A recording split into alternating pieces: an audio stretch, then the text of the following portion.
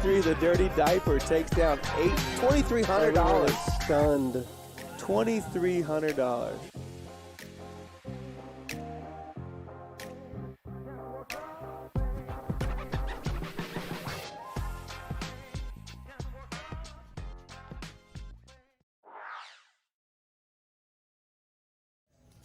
Ladies and gentlemen, we have arrived at the final table of the Big Texas 300K Guaranteed, part of the South Texas Poker Championship here at Rounders Card Club. I am joined tonight by my good friend Ethan. Ethan, what's up, buddy? Hey, what's up, guys? Nice to see everyone. Hope everyone's excited for this final table. It's a big one. We got $70K up top for first. They're going to be making a hell of a lot of money here today, so it's going to be a really cool stream. And everyone's from different towns, so it's going to be a really cool just variety of people in general. Totally agree. This is very, very exciting. We have so many players from out of town that have come to play this series, and then I don't think we have anyone from San Antonio at this final table right now. As we look at this hand, in seat 1 there, we have the Condor, Raimundo Casal. Seat 2, we got Frank Ibarra. Seat 3 there, seeing fold, we got Randy Chavez. Seat 4, we have Nectarios Vasalikis. In seat 5, we have Flavio Palalan. In seat 6, we have Christopher Aguiar. It is currently on seat 5 here. And then as we go around the table, good luck to Denny Costa in seat 7. Coming up here, you will see we have Thomas McGaffigan in seat 8. And then rounding off here, seat 9, we're going to see Eric Gonzalez. So good luck to our players. We've got some action here right now.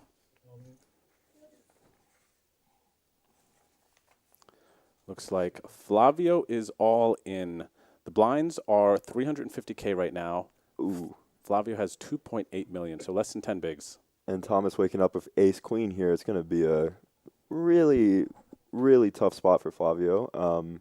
Thomas with 9 big blinds, Flavio with 8. This is definitely a very standard spot when it comes in the shove, but it can be really scary in the moment. You know, you're playing for a lot of money. Every pay jump is going to be so big. A lot of the times it can be really scary when you look down at ace-queen here.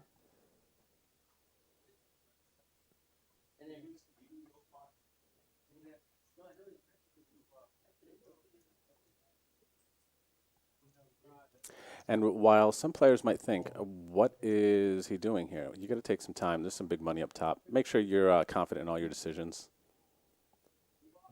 Yeah, and Eric definitely folding the ace-6 there very fast. Very good fold there, even with 6 big blinds. And we got Flavio. Flavio's from Houston. He actually has a $38,000 win at the WSOP in the Monster Stack. So let's see if he can continue his run here. It's going to be a little hard to hit that 10, but let's see if he can do it. Ooh, and queen on the flop. Going to need a jack or a king to try to see if he can extend his poker life here, but it's definitely looking a little rough.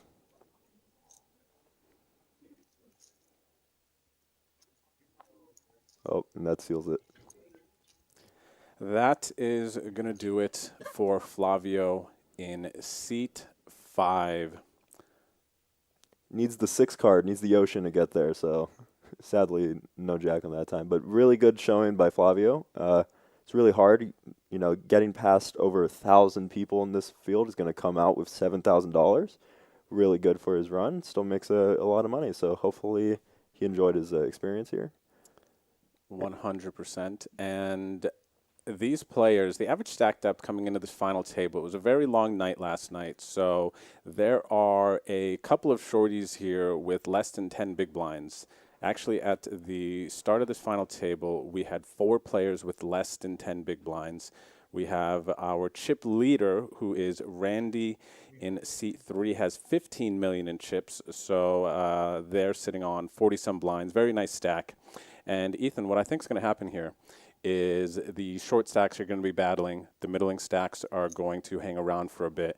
And we'll see if the big stack sees opportunity in applying the pressure in the situation. Yeah, definitely. I mean, there's a ton of ICM pressure. In fact, there are some scenarios in which Randy is actually going to want to slow down to try to keep short stacks around so that he can actually put more ICM pressure on the second place. So this is actually a really fun interaction here, but you can see the kind of lines that he's taking here, which is go aggressive, try to make people feel like they need to only go all in with aces, and a lot of people are going to take kind of like a slower approach when there's so much of a pay jump. Like guys like Thomas with 19 bigs here, he kind of can't afford to shove, while Eric is going to be definitely on the side that has to shove, but it can be extremely scary. You can see, where he decides to take this ace 8 is going to be where, and folding here, he's definitely taking the more conservative approach, hoping maybe he has some experience knowing that some are a little more aggressive than others. I've actually played with a decent amount of these players in various tournaments around Texas, and they're all people that the ones that I've played with have been really good and when I've played against them. So we'll see how this goes. Yeah, it's definitely going to be very cool. I'm actually being a tournament junkie, as I would call it myself. Yeah. I know Ethan plays a bunch of tournaments too, but gosh, man, I love thinking about the dynamics of these final tables. Just as we were establishing the big stack could play aggressive, we see the big stack opening in +1 with the king 4 suited, which would not typically be an open, but it's just a very advantageous spot to be in, and you get to raise more if you would choose to, as the big stack. Yeah, definitely. And I mean, you can always go with a lot of approaches. There's so much. Actually, with Moses and I don't remember the guy. He has 19 bigs, but a lot of the people who are going to be in the 20 to 19. So Thomas and Moses being at like 20 to 19 bigs, they're kind of in a really rough spot because they can't really play. Like even if the chip leader were to shove, for example, and he looks down at ace jack, ace queen, one of the 20 big blind stacks, it's really hard for them to call with that many bigs, even though it is the right GTO play to call. A lot of the times, in these situations, the ICM pressure is going to be a little too much because you can see that the pay jumps at these early levels are going to be a lot lower than the pay jumps that you're going to see from like 5th onward. So, when you're in that 5th to 6th range, definitely locking up and making sure that you let the 5 big blind stacks go down is going to be really big. And that's something that you can take in your own like final table areas, just knowing like trying to look and see if people where their big blind stacks are, and sometimes you're going to have to be the next one to shove, and that's definitely going to be seat 9's kind of like conflict here, is knowing when to shove and knowing when to not shove. It's going to definitely be really rough for him, at least until sometimes you'll get a cooler aces versus queen type hands. This is a hand here with the Jack 10 suited. Even on 20 bigs, I think we want to raise this. But again, we could be put in a lot of very difficult spots with hands like this. But Moses is going to open it up. Yeah, it's going to open up. He's going to run right into ace king. So this is a very interesting spot. And this is and we got Eric G on the aces here. Now, this is very, very interesting for when it goes around to Moses, what he ends up doing, because this is a very strong spot for Jack 10 suited specifically. Is going to be a spot that I think he just has to call, but it's really hard because you're not really going to see a shorter stack shove and then another short stack shove when that other short stack shoving, because Eric is mostly only going to have kings plus probably here when the other short stack shoves, because he really wants to try to make that pay jump. So you're definitely putting Eric G on something really good. Kings, queens, aces. Jack 10 suited definitely is going to be having a good amount of percent here to call, a good pot odds to call as well as the ability to take out 2 people would just be a huge win for him. So I think what Moses is thinking about here is, and something I would be thinking about, is how much stack utility do I lose by calling off this 4 big blind jam. There's so much dead money in the middle. You're last to act. They could call the 1.3 million, go down to 5 million, which looks like what he's going to do. He's going to go for it here. Yeah, and I like this call. It can be really scary, but once you've made that raise and you get those 2 jams, I mean, sometimes you're just going to have to take your 30% and hope that you're hitting that 1 and 3, Yeah, just getting incredible odds, and it looks like Moses decided that he had just enough chips that he would still be able to play, even if he calls and loses in this situation. Yep, and if he loses, he's still going to have 15 bigs coming back, so he's definitely still in a great spot. Ooh, an interesting flop. A lot of backdoors for Moses. Aces definitely does not love this flop. You're just hoping for an 8 deuce 4 type flop, but this is definitely a super interesting flop. Oh, and the 4 of hearts.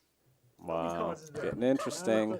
Another 10, a jack. Oh my gosh, come on. Now, this is too many outs, right? you need the 4 of hearts to be a 4 of diamonds.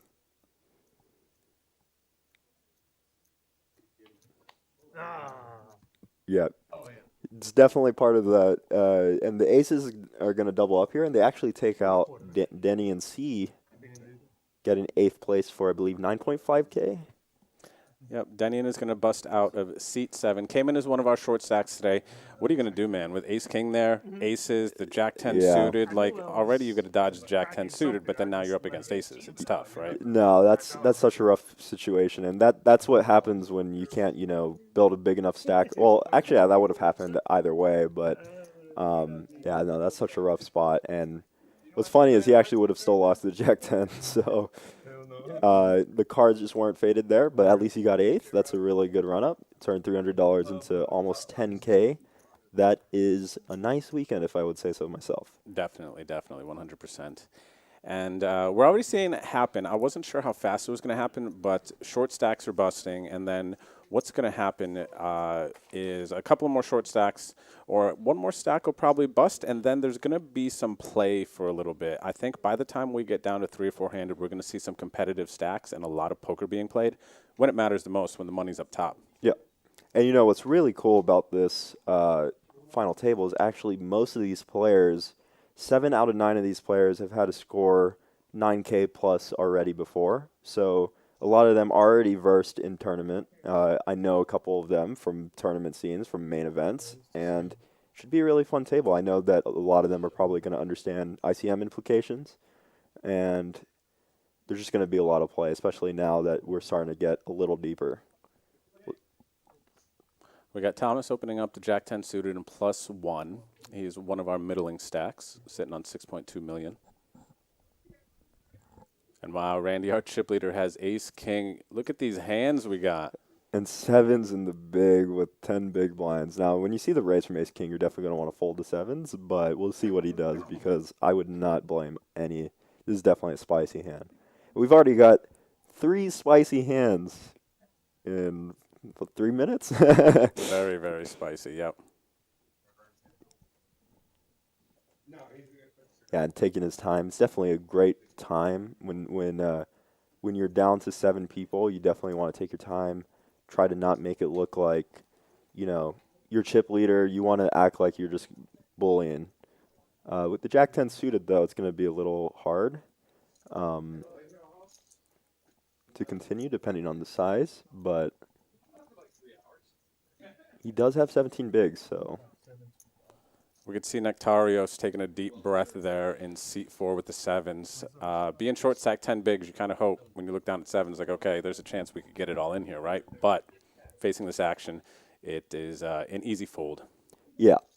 And I actually would have liked to see a shove from Randy here, under 20 bigs for Thomas. You definitely want a lot of the times to just take down the pot, but I definitely understand a raise. A lot of the times, it's also you forget about the blinds and the big blind ante.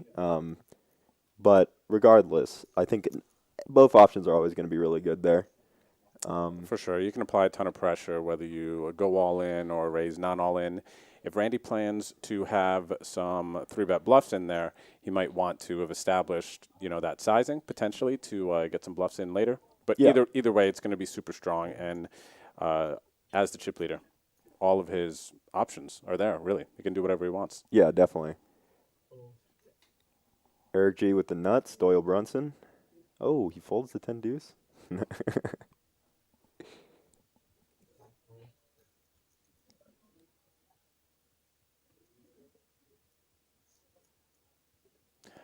Frank here in seat 2. Ooh, kings in the small blind. Now this is always beautiful, Yep. especially when you have the chip leader in the button with queen 10.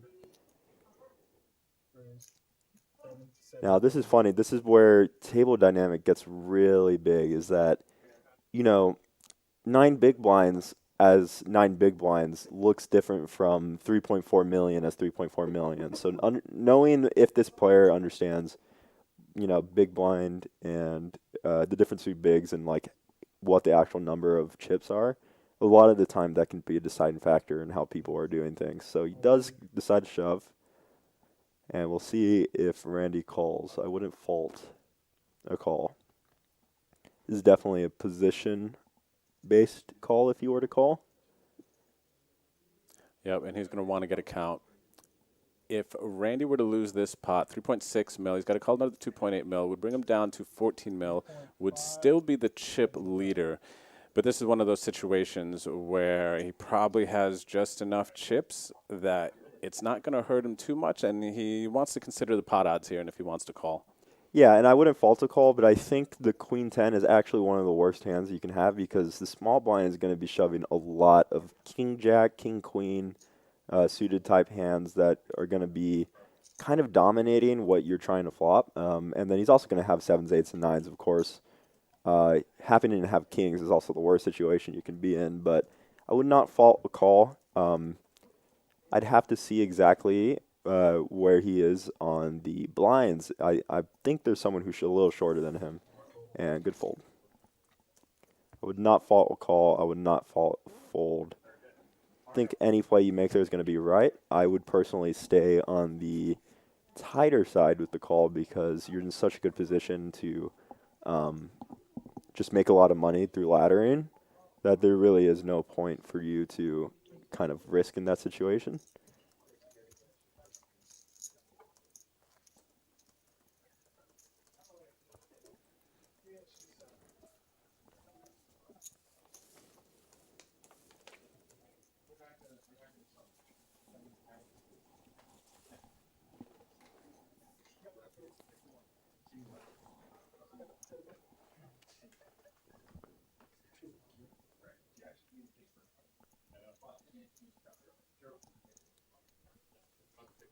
So I actually played with our player in seat 8, Thomas. Came down from Austin. Played with him a couple times at the Lodge. So that's a familiar face there. Good player. I might have played with him. Oh yes, I actually, you know what? I played a main event with him, if I'm not mistaken. Yeah, we actually would scrap a lot because we both don't like to fold.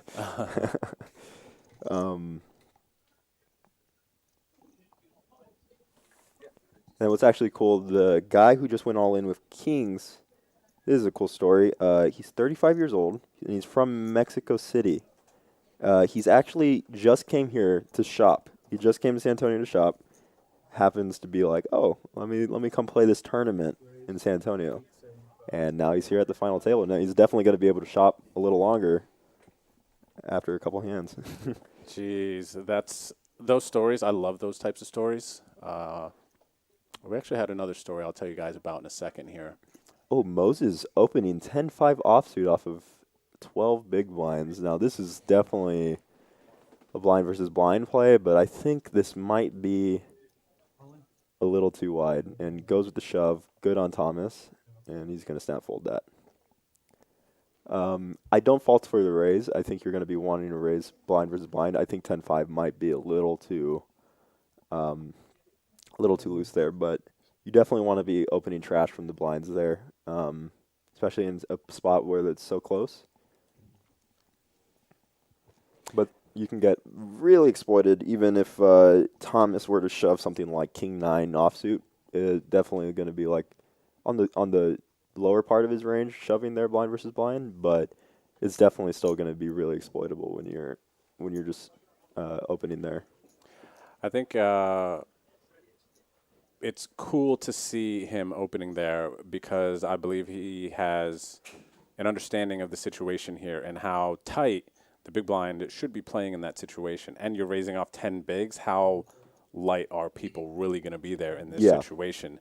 So I think that's a clear indicator that Moses is going to take some spots. If he sees Definitely. it's a good spot, thinks it's a good spot, he's not going to be afraid to go after it. We'd love to see that. And I'm very interested if Nectarios is going to shove here off 13 bigs with pocket sevens, because this is a very tight spot. Now that Moses had just made that raise and you're ahead of him, you definitely are looking for, these pay jumps. So it's a really interesting spot. I actually wouldn't fault, even though it's terrible. I could see a lot of players just calling here, and a lot of these times, these spots are just so hard to navigate. He is going to fold, and you can see that's the thing about being the chip leader, is that you can make this raise with Jack 6 offsuit, and people just kind of have to fold. And if they don't have, they have to have really, really strong hands to call. And I'm very interested if Eric actually defends his blind here with Queen 3 suited. Nope, not going to defend it. And typically this would be a spot where we would be defending a lot of suited hands strategically from the big blind. But again, at the final table with ICM considerations, he knows that there are some other shorter stacks than him. At this point, the play then does become to play tighter. Yeah, no, definitely. And I definitely enjoy the fold. It would really depend on what feedback. Some people might have friends who watch a stream and be like, hey, look, 30 minutes later, be like, this guy opened Jack 6 off or King 4 suited and stuff. And so it depends on, that information can be big. It can be crucial at breaks if you have friends that are looking out for you that way. And under the gun with ace queen suited, it's probably going to be a shove here, but we'll see what he does. A lot of people might min-raise fold here sometimes, depending on. Okay, and he does go with the all-in. Yep. Decides to go with the pretty standard jam with 10 bigs with the ace queen. And something that a lot of pros have been doing recently is going something like 3.5 mil, seeing if, there's a 2 or 3 way all-in. They might be able to fold some situations like that. Now, we get pocket nines in the small blind. Now, this is definitely a test of where Eric is on his what he's wanting to do, kind of if he's looking for more laddering or if he's trying to win this tournament. And some of these spots, if you want to win the tournament, you just have to take it. You're going to have to take 50-50 a lot of the time. This is a spot I have looked at a lot, especially with the ICM considerations here. And if there is one or two other short stacks, we see there is at least one other shorter stack than Eric. This is going to be a spot where our range of hands that we want to get in here is going to look like Jacks plus. Yeah. It's going to be very, very strong, like the top 3% of our hands. Especially with Condor, Moses, Frank all being under him in chips. If you call here and lose, you're in a really rough spot. Now, it really depends, though. It really depends on, what you're kind of thinking about in terms of pay jumps and stuff, but I think definitely ICM is going to say fold here. Yeah, makes a fold. Yeah, especially versus one of the shorter stacks. Now, if this was the chip leader opening in seat 3, then the situation changes because the range that the chip leader is going to open is going to be way different than the range that a short stack under the gun player with people behind him is going to jam. Definitely.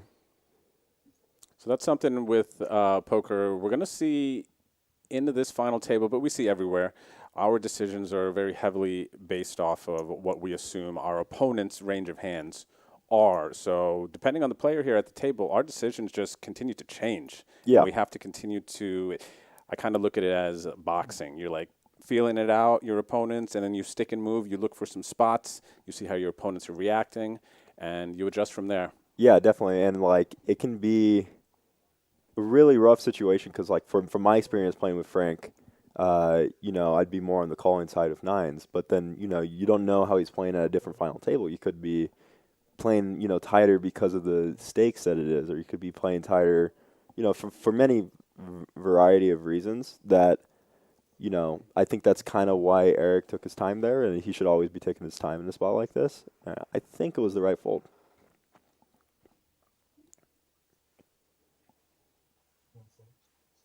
Ooh, and that's huge for Frank, getting those basically, 4.5 bigs in the last two hands. Massive, massive on the short stack. And here we go. We got the payout. So you could see the next 2, 3 spots are going to be 3K, 3K, and then 3K, 4K, and then 5K ladders as we approach the big, big money up top. 70K for first in event 3 here in the South Texas Poker Championship. If you're enjoying the stream, everybody, please don't forget to hit the like button. Join us in chat. This is a very, very exciting final table. And next Monday, we will be bringing you the $1 million guaranteed final table on Rounders Tonight. It's going to be at the same time, 5 o'clock Central, 6 o'clock Eastern. That one's going to be super sick. This one's already gearing up to be really sick. It's already been awesome to see how these players have navigated. I'm really excited for just like all the events. And we got Condor in the button with aces. Now it is actually that he folded the small blind. A little weird in this spot because you wonder if he's folding small blind there with 9-7.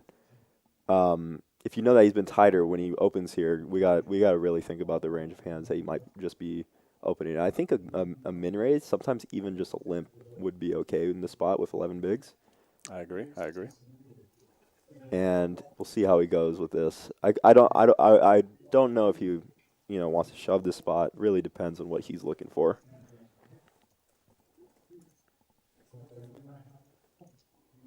So he decides to go with the raise.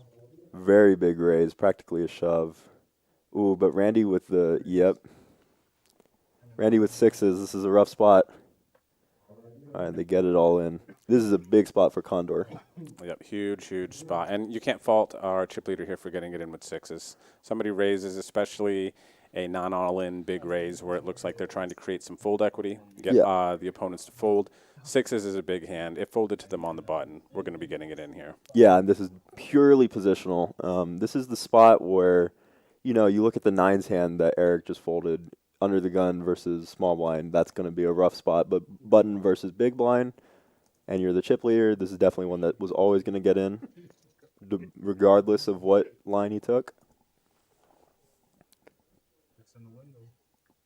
I might be closing my eyes here with the aces on. Yeah, I know. I've these spots I have always lost with the aces. The last few. Oh, I thought that was a 6. Some backdoors for both. Aces don't want the wheel here.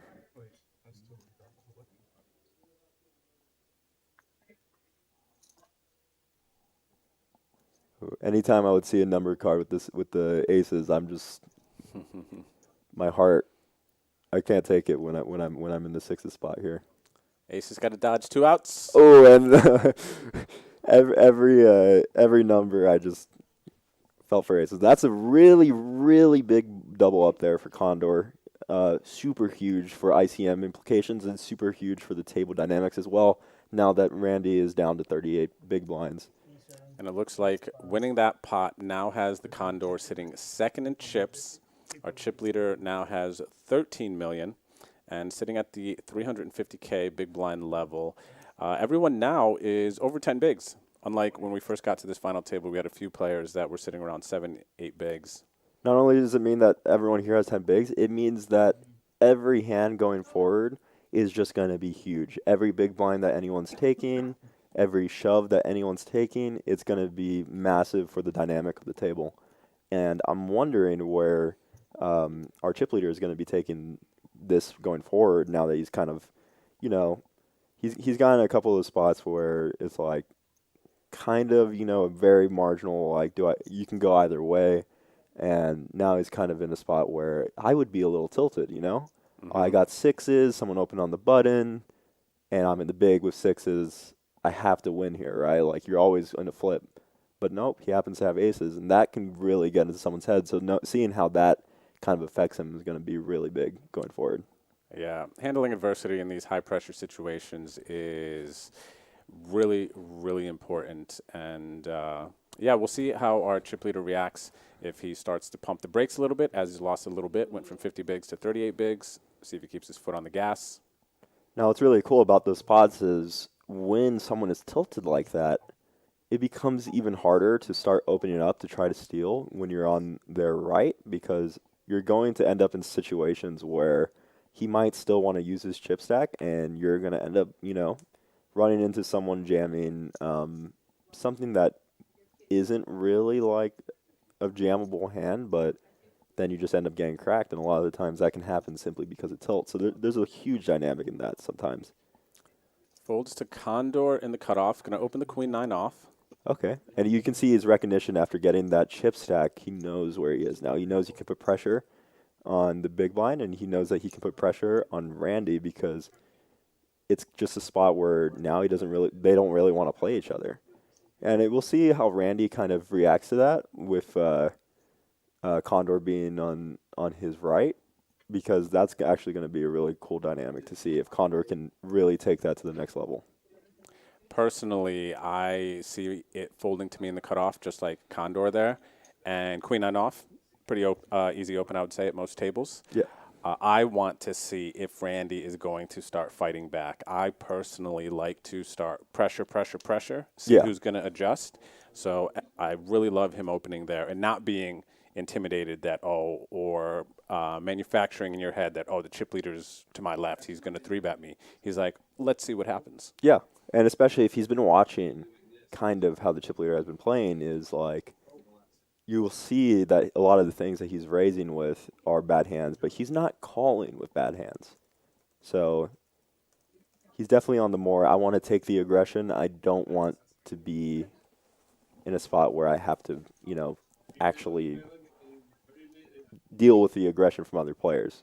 So we'll see. The Queen 10, this is a really good example, is how he's going to kind of go with this. And I would have liked to see a shove from Frank, but I'm fine with the raise. I think in the cutoff, you definitely want to be shoving ace-5 off of 11 bigs, but it's hard because everyone's so close. I would have liked the shove or fold, but see how Randy reacts to this, seeing how if he 3-bets, which I think he could. Okay, just calls. And in position, this is fine. I think they're deep enough that calling with the Queen 10 suited here is not bad. And you're going to put ace-5 in a... Even if ace-5 flops an ace, it's kind of hard to navigate when you're getting called by the button. I also think here, too, when we see an opponent raise off of 10 bigs, we always got to think, what hands are they raising here? Are they going to be folding? Are they super nutted? And like you said, with the button here, I think it's easy to call with Queen 10 suited, a hand that's going to play well post-flop. Your opponent could be raising light. And maybe even he's starting to think about not investing too many chips and preserving his chip lead a little bit.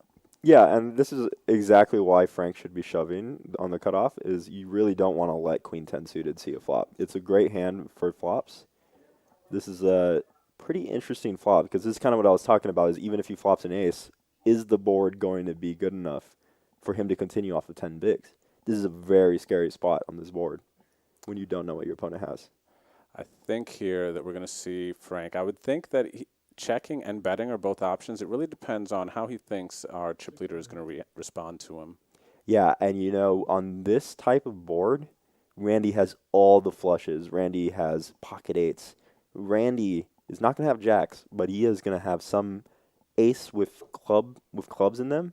So if I were to get raised on here with the ace-5, it's going to be really rough for me to continue. And we'll see how he navigates a club turn or 9 turn.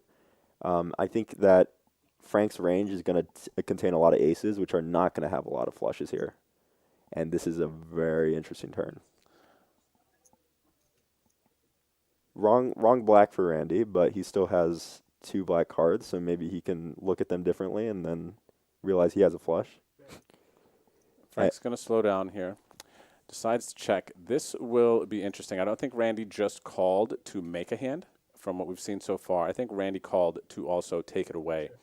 So we'll see how these two players go, but this is definitely not a spot I'm envious of Frank being in here. Yeah, and Randy checks back. Now, that is actually kind of not what I was expecting. I'd like to see how he reacts on the river, and I guess it really depends on what Frank does here, because it looks like he wants to bet. And this is kind of also why the shove is nice pre-flop, is he might have even got called by Queen 10 and doubled up. Instead, he's, in this really gross spot. But I get it. Also with the ace-5, you look down, you're like, with ICM implications, so much money, 7K and 12K, but 2 more spots and you get, an extra 10K, more than what ninth made. And Great play. Yeah. This is the play here, 100%. Especially with the mist, you have the chips. Our opponents check twice. You know you can put them in a terrible spot. And then again, of course, I definitely see why Frank would potentially min-raise from there, especially if there's other shorties and you still think you have fold equity. He min-raise, bet super small on the flop. And again, this short stack ninja stuff is an underrated, I feel like, live poker move.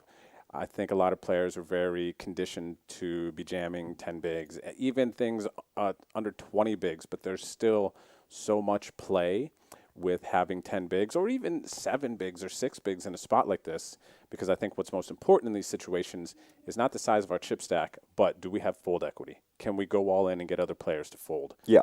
Do we still have a stack that we can apply pressure to our opponents? And potentially that could be something that was going through Frank's mind. Thought that he could still navigate post. There's some other short stacks. I think what would be going through my mind is that situation is, I want more money. I'm scared. So I definitely understand the just raise. In theory, the shove is, definitely going to be, you're going to be wanting to look at your push shove charts. And knowing, those spots in which you should shove, especially with the chip leader on your left. But at the same time, it's like, I have ace-5, I can take the blinds against the short stacks. I'm a little, I don't want to, risk too much. And this is actually, Nectarios being in the same position as Frank was in, essentially, with the ace-3 here. Should he shove or should he fold? This spot's a little easier, considering that now Frank has put himself in a position where he has, on par with the other short stack, and now Nectarios has about 2 big blinds more, which is actually really big. And it's funny, these spots are so razor thin with the margins on how you should be shoving when you're so close in chips. This ICM is huge. Every big blind is huge. It's not uncommon to see someone like Nectarios fold all the way till Moses and Frank lose, because, again, he's playing for essentially what ninth made in those 2 chip stacks. And if you can leverage that, that's always really big. Yep, totally agree, totally agree.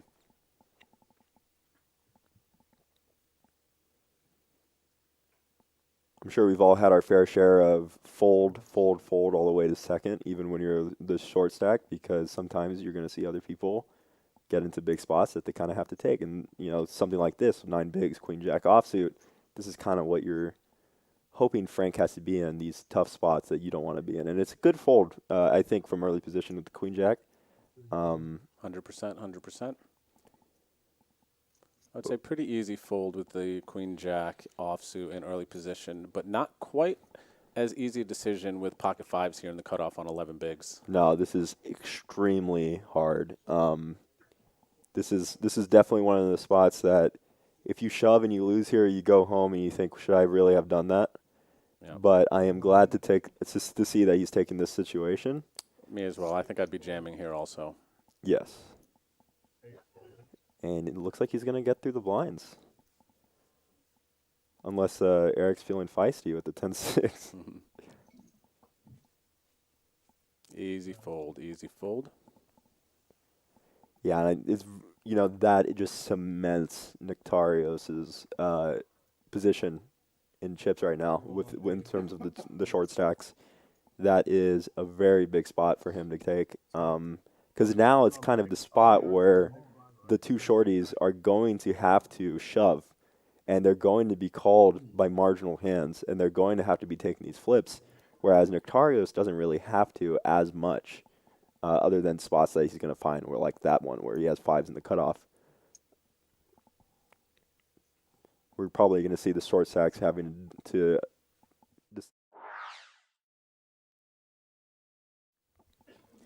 Ladies and gentlemen, we're at our first break of today's massive final table, our 300K guaranteed Big Texas. This is event number 3 that we're watching right now. And what you're looking at on your screen, event 8, our $1 million guaranteed main event, $1,400 buy-in. The first flights for this start this coming Wednesday, so just 2 days away. And this is the first $1 million guarantee to ever hit San Antonio. This is actually the South Texas Poker Championship, Ethan. This is the first time that there's been a big series like this in the area, and there's a lot of buzz about it. It's super exciting.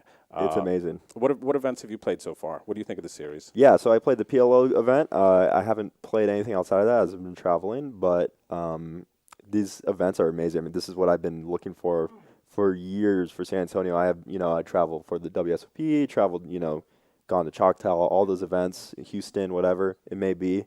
And I'm so glad to finally I literally live 3 minutes away, have somewhere where I can play these events and feel like this is, that WSOP feeling that you get in. There's so much energy in the room, and it's so cool to see that in San Antonio because I never thought that would happen. But 100%. I have been living here in San Antonio since the end of WSOP, so that's like 3-4 months at this point. And man, I remember when I used to live in Pennsylvania, I would have had to drive 45 minutes to get to my closest casino, which was Parks Casino, just north of Philly in Bensalem, Pennsylvania. And since I've lived here and I am so close to Rounders, this series came. I'm such a tournament player, man. That's where tournaments feed my competitive spirit. So being able to just essentially go down the street and play in any of the Rounders weekly 10K guarantees, and then now us having this huge series, this is a dream for me, honestly. No, definitely. I mean, I remember when I was 18, I used to travel with like $600 in my bank account. I would go all the way to Oklahoma, which is about a 5.5 hour drive from here. I would go all the way to Oklahoma, play 1-2, bust my buy-ins, barely have money for gas to go home, and then drive all the way back same day, So like 10-hour drive in one day, barely even get to play poker as much as that. So now, when I see this, it's kind of like just kind of insane, to see how it's kind of evolving. And I know, we can continue to grow that, so it's really cool. And I hope, people come down to San Antonio, come see me and Drew. We're definitely both friendly people who want to talk to everybody, and like to see you here, For sure, 100%. And I maybe don't have a 10-hour, $600 story. Mine was actually a $300 to $500 story, and it was me driving out to Atlantic City with my buddies when we first found out about poker, and we wanted to go out there and play. Yeah. Man, we were a bunch of fun dudes, but we were not good at poker. Yeah. All right. So none of us ever made money when we would drive the 3 hours, 4 hours out to Atlantic City on poker. But my buddies would make it in craps. Oh, that's pretty funny. Yeah. And, man, I've had to a couple of times sleep in my car in Atlantic City. Just hope I have enough gas, keep it running, especially if it's cold out, get the heat going. So I think that's almost part of a decent portion of poker players' journey is if you haven't slept rough somewhere with almost not enough money to get some gas in your car, were you actually in the streets? Do you know what it's like to be a poker player? Yeah, definitely. You got to go broke a couple times before you can actually reach a certain level. But it's funny how that's the case for so many players. I mean, everyone I talk to who I would travel with at the WSOP, a lot of them have some story like that, which is like, it's always really fun to hear. If y'all have any stories like that, bring it up in the chat. But love talking about that kind of stuff because it's just crazy, that passion, that energy coming from video games. That's something that a lot of people in the gaming community also have, and it's a really cool kind of bridge. 100%, 100%. And everybody hanging out with us, watching the stream on YouTube, Twitch, Twitter, Facebook. We appreciate your company tonight. We hope that you are enjoying this final table stream. The players are on a break. My name is Drew, a.k.a. Bet on Drew on social media. And my co-host tonight, Ethan, a.k.a. Snowy HS.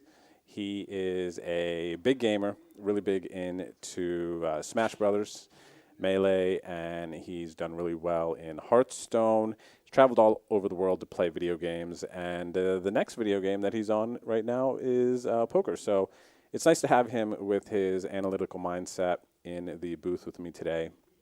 But yes, after this final table, tonight, it's already started. We have event number 6, our Monster Stack B.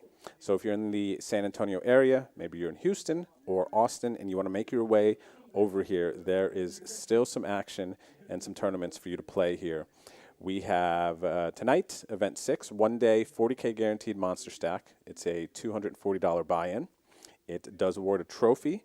And then tomorrow, the 15th, at 6 o'clock, we have event number 7. It is a mystery bounty free roll, 20K guaranteed. And for those of you who are not experienced in the, I'm doing air quotes, free rolls here in Texas, basically you get a small stack of chips for free, and you can choose to how the prize pool is built up. But then Wednesday night, 5 o'clock, the very first flight of the $1,400 million main event is going to start. And yeah, that one's just super, super exciting. I can't wait to hopefully bag that event. And yeah, checking out the chip stacks here as we will be coming back from the break very shortly. We can see Randy C., who came in as our chip leader. Randy started the day with 15 million chips, currently sitting on 16 million. The Condor, Ramundo, started the day with 2.3 million in chips, up to 8.8 million right now, second. And looking good there. We got Thomas M. sitting with the third place chip stack, 6.2 million. Thomas came into the day sitting on 5.1 million, so up a little bit. We got Eric G sitting in seat 9. Eric G sitting on 5 million chips right now, which is double what he started the day with, 2.4 million. Nectarios on 4.9 million, pretty much at the same stack that he started the day with, 4.7 million. And then we have Frank in seat 2. Started the day with 4.8 million and currently down to 3.2 million. Still plenty of chips, though. If you remember a bit ago, we talked about not thinking you have a short stack because you're on 10 big blinds or less. But if you take a look at Frank's stack here, and even Moses, who's sitting on 3 million, very similar stack, if they go all in, there's no one in this remaining field who can just snap them off and call with any 2 cards. Maybe Randy, but still, it's really, really tough for anyone to just call off these short stacks. So after we're back from the break, we are going to see who's going to be in. There's going to be a lot of action. There's definitely going to be some shoving, reshoving. We've got an aggressive chip leader. So we have all of the really cool tournament final table dynamics, I think, with this strong cast of players at this final table. So if you're enjoying the stream today, just a reminder, please don't forget to smash the like button.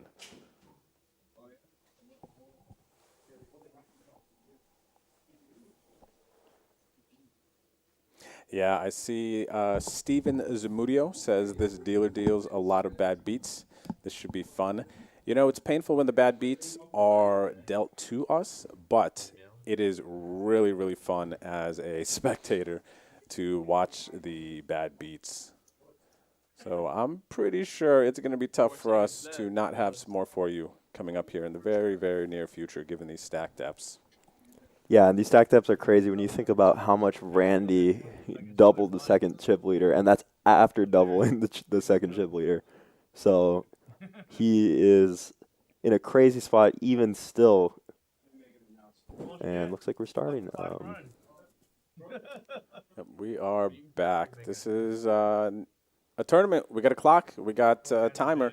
So it's going to benefit the people playing time. This is why you always gotta be punctual, guys. Yep. Especially when you're playing for $70,000. Yeah, oh my gosh! Whoa, that's I've never seen that. The only 2 players there. Oh, okay. I was gonna say the only 2 players there get dealt a pair and 2 high cards. Yeah, and Eric just misses what could have been a really big hand. That's pretty funny. Let me know if y'all have ever seen that, because I have never seen that many people gone from the final table. Yeah, that was pretty crazy. We got some shout-outs. While we're getting set up here at the table, I want to give some shout-outs. Let's see. We have... Don't tell me Beto fired 13 bullets. Out of here. Let's see here. I want to do some of the shout-outs. We got Flavio, who busted a little bit ago. This was their first time playing at Rounders. Here we go. Frank in seat 2 wants to give a shout-out to TCHRGV. Shout-out to the pup from Frank there in seat 2.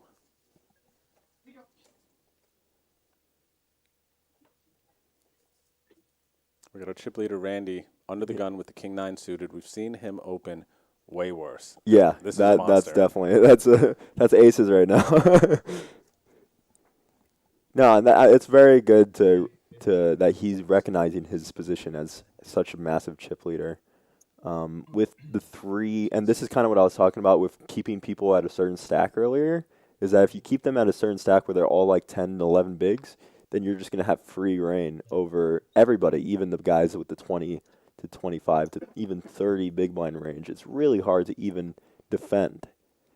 And with Frank with 6 bigs in the big blind and paying that big blind ante, this is a scary spot. Now, I would like to see larger sizings from Randy than the 850 that he's going to. I think I would like to see more like 9.5 to 1.1 million range when you're opening with the short stacks there. But I think either way is going to be great. And we got a shout out here as Randy takes down another pot. He says, shout out to my peeps back home, Nettie, Tony, Stacks, Double G, and his family at Texas Card House, RGV. So shout out to our chip leader there, Randy. Shout out to his family. And we got 2 people from RGV, actually, or 2 people shouting out RGV here. Actually, yeah, going into the final table, I believe there was a couple of them that are close friends because they got a rail in the back. You can actually see off to the left there. And that's Raul, who has been a huge crusher for San Antonio. He has a couple 300K in the back there. He has a 300K win. He was also at the WSOP Championship tourney. He made top 2 for the WSOP, the last final event. So we got some cool people in the house watching, so you can know that, you know, a lot of these guys are experienced in the tournament poker scene. So the blinds are now 200,000, 400,000. And here at Rounders with the big blind ante, it's big blind ante, but the ante the small blind. So when you're looking at the graphics there, you can better understand that, which was different for me at first because I've never played anywhere with a big blind, small blind ante. Yeah, I like that personally. I think it provides, you know, a good middle ground between, you know, the big blind ante helping the game go faster, but also not killing it with the small blind ante because you don't actually like, you don't essentially half your big blinds, you know, which provides for still more aggressive play being rewarded, but not as necessary for aggressive play to be there as it is with a big blind ante. We got Moses under the gun with 7 bigs. We have 2 players now. Actually, I believe 3 players with under 10 bigs. Looking for some good hands to get it all in with. Yep, shout out to Raul and Frank and those guys. They've really made a big come up. I've seen them. I've been playing with them since they were, you know, starting to gain traction, and both of them have done really well in the last few months and year. And it's really cool to see, you know, a lot of these players really achieve their dreams. And this is a fun spot with small blind Randy having ace queen. Looks definitely going to be one that he's going to be wanting to raise up, and it's just going to look like he's going to be taking it. Now, here, would you ever like a limp? I would in some situations for sure. If I had aces or kings here and I thought the big blind was aggressive, I would definitely just call because one thing that I would be doing as a big stack here is I'm going to try to V-pip as much as I can. Yeah. So if I have a bad hand or I'm trapping a good hand, I'm going to be calling in the small blind. Yeah. Because what I'm going to be doing is calling small blind, betting out on a lot of flops, especially versus stacks that are going to just be playing fairly straightforward, as we would assume this 10 big blind stack is. And I think he'd probably consider it if it weren't for the small blind ante having such importance. Just taking down that ante alone is really big. Mm-hmm. Now, without the ante, I think you can kind of allow yourself a little more of a limp strategy with some of those strong hands. Yep. I love Thomas's awareness when he gets a hand, throws the hood up. When the hand's done, pulls the hood down. Oh, I didn't even notice that. Yep, straight business. Here we go. I Don't make me look like this. I've seen it a few times now. He's going to hang on to it. we're going to come back and it's going to be off. Yeah.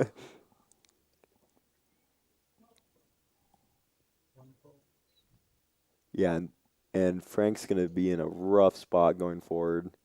And it's kind of, for me, going back to the ace-5 hand, if he had shoved, I feel like, things could be a little different. But that's definitely, those decisions can be really kind of like really hard in the moment. I think I probably would have made the same play in the moment. So I never fault people for doing that. This is cool here. We just saw our chip leader, Randy, ask the big blind how many chips they have. Is he sitting on 6-5? Ooh. And, 6-5 is actually one of those hands that I'm not opposed to. I think I'd rather it be suited, but this is such a big spot for Moses to where I think Moses is going to have to fold a hand like ace-5 suited, for example, when Randy shoves, because he has Frank coming up next on the big blind, and Frank is going to be in a worse spot. And good recognition by Randy, just knowing that he could apply all the pressure. And this is a situation where, realistically, if Randy, outside of, wasn't faced by the middle stack, could just go all in, and everyone, except for the shortest of stacks, with the $4,000 pay jump coming up, you kind of can't call anything. Yeah, no, and you're going to see maybe even a hand like Jacks be folded, which might still, position-wise, be a call, but I would not ever be surprised to see someone fold a hand like tens, jacks in this spot. Now that the two short stacks are so close together. This will be interesting to see what Eric does here with the 11 bigs and the ace-10 offsuit. Yeah, we see the hoodie on for Thomas there. So the hand has started for him. Since he's in the big blind. He's definitely watching this raise very closely, so I wonder if he has something.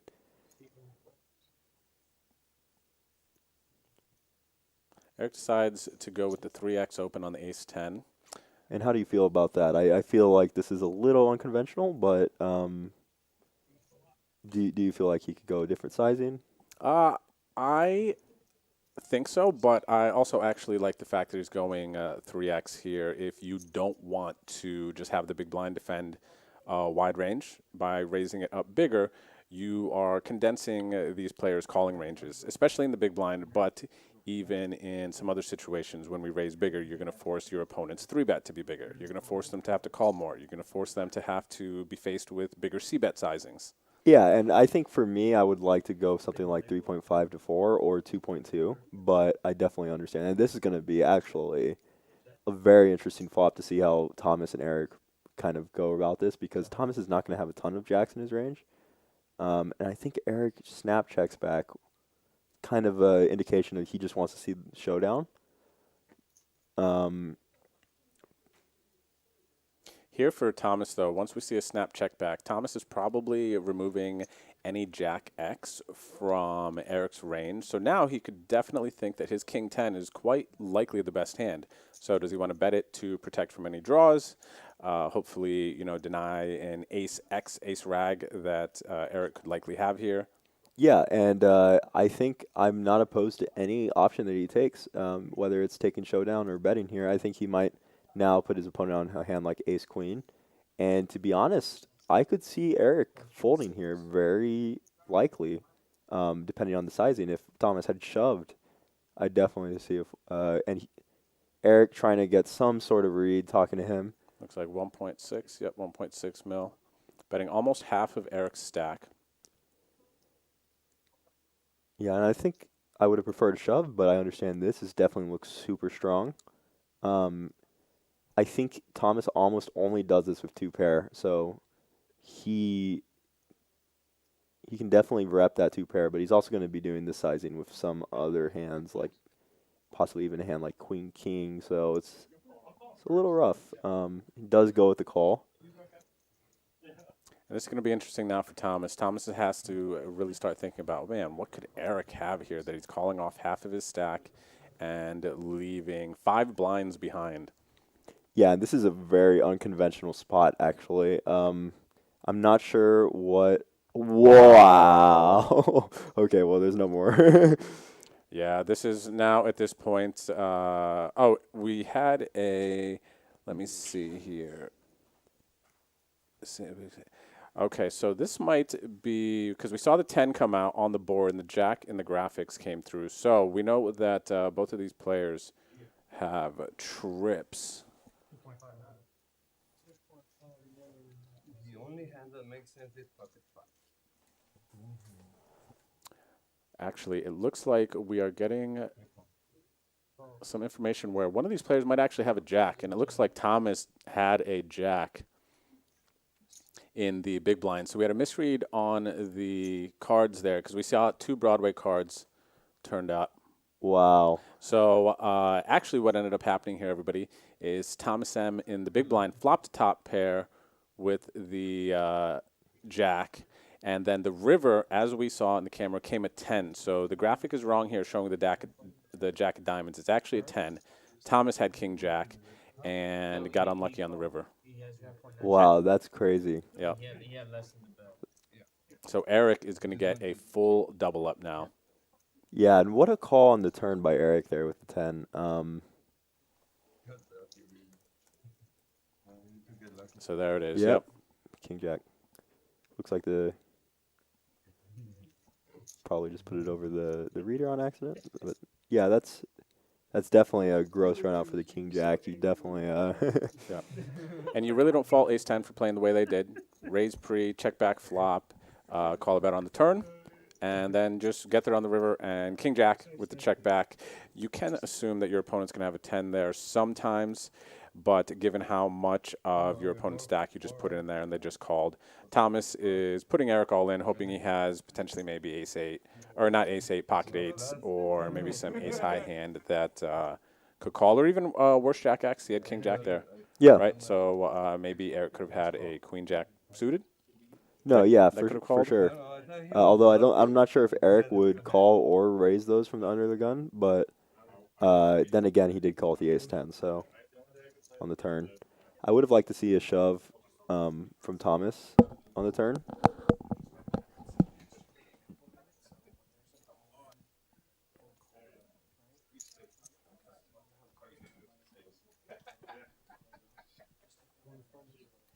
Frank here with 6 big blinds, ace queen.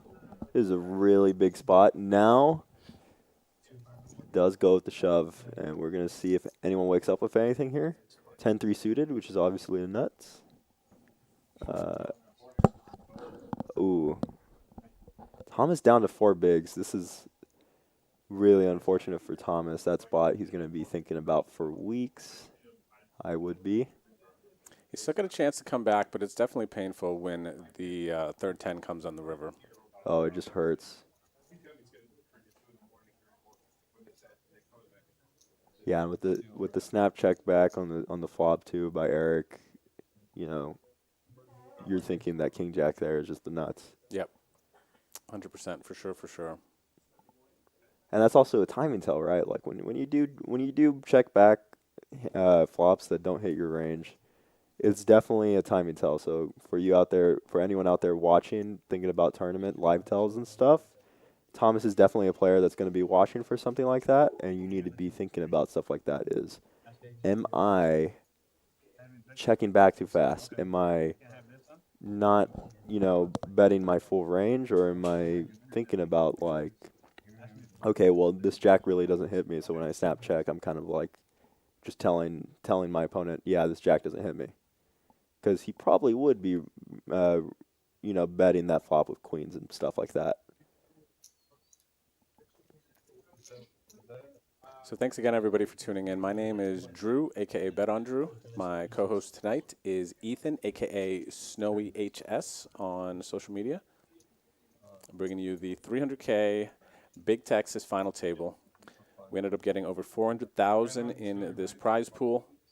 Ooh, and we see a shove from the threes. I actually was going to say I'd like a fold, but I'm fine with with the shove on the cutoff. I believe Moses is the short stack, so nothing to lose, everything to gain here. Thomas has 4 bigs, so it is a little close. With Frank having just won with the ace queen, I definitely see why he might shove.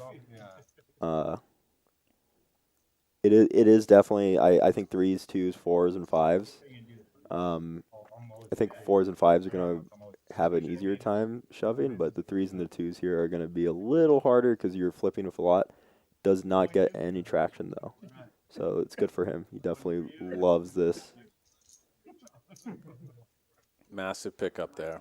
Massive pickup. Almost a 30% stack increase, just jamming the 3s and picking with the blinds. Yeah, and I generally, for me, when it comes to the 2s and 3s, when I'm shoving into the big blind who has, second in chips, I am a little less excited to go in with the 2s and 3s because the big blind's going to have to call with a lot, so you're basically flipping with any hand, if not, in a really rough spot. So it can definitely go both ways. I definitely see that a lot. That situation's one of the harder situations, I think, when you're learning these ICM spots and stuff. Is like, I think you can pretty much go either way.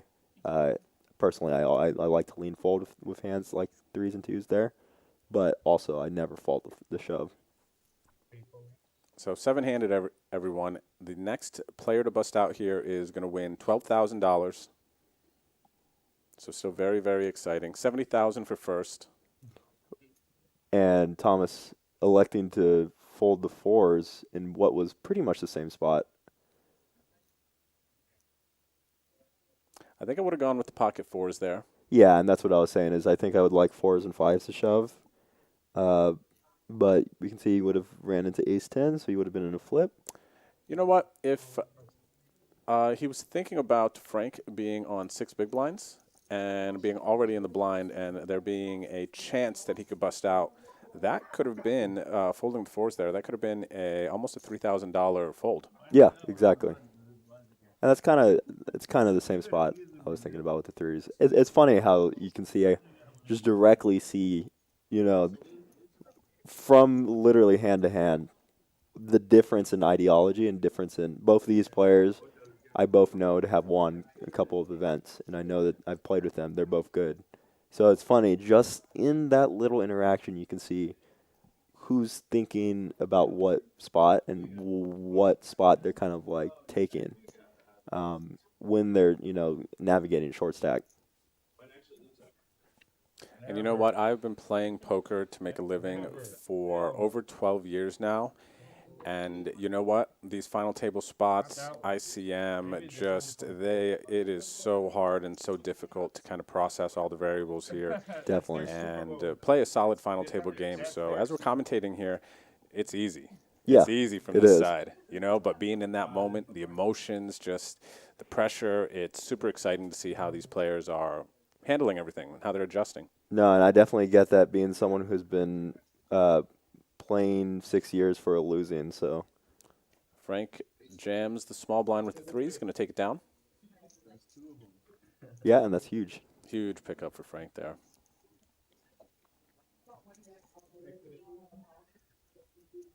But yeah, so Ethan, are you eyeing up any events coming up here soon? Possibly. I've definitely been in the kind of tilt mode when I play lately, but I'm definitely trying to. I definitely want to be eyeing up that 1400. If I sell some action, I'll probably play the 1400. But other than that, probably maybe like the mystery bounty stuff, and I've always loved mystery bounties. Those have been so fun. They're so fun. Yeah, we got a 20K mystery bounty free roll coming up for anyone that is interested in that. That's pretty cool. Moses has ace jack offsuit, 7 bigs under the gun.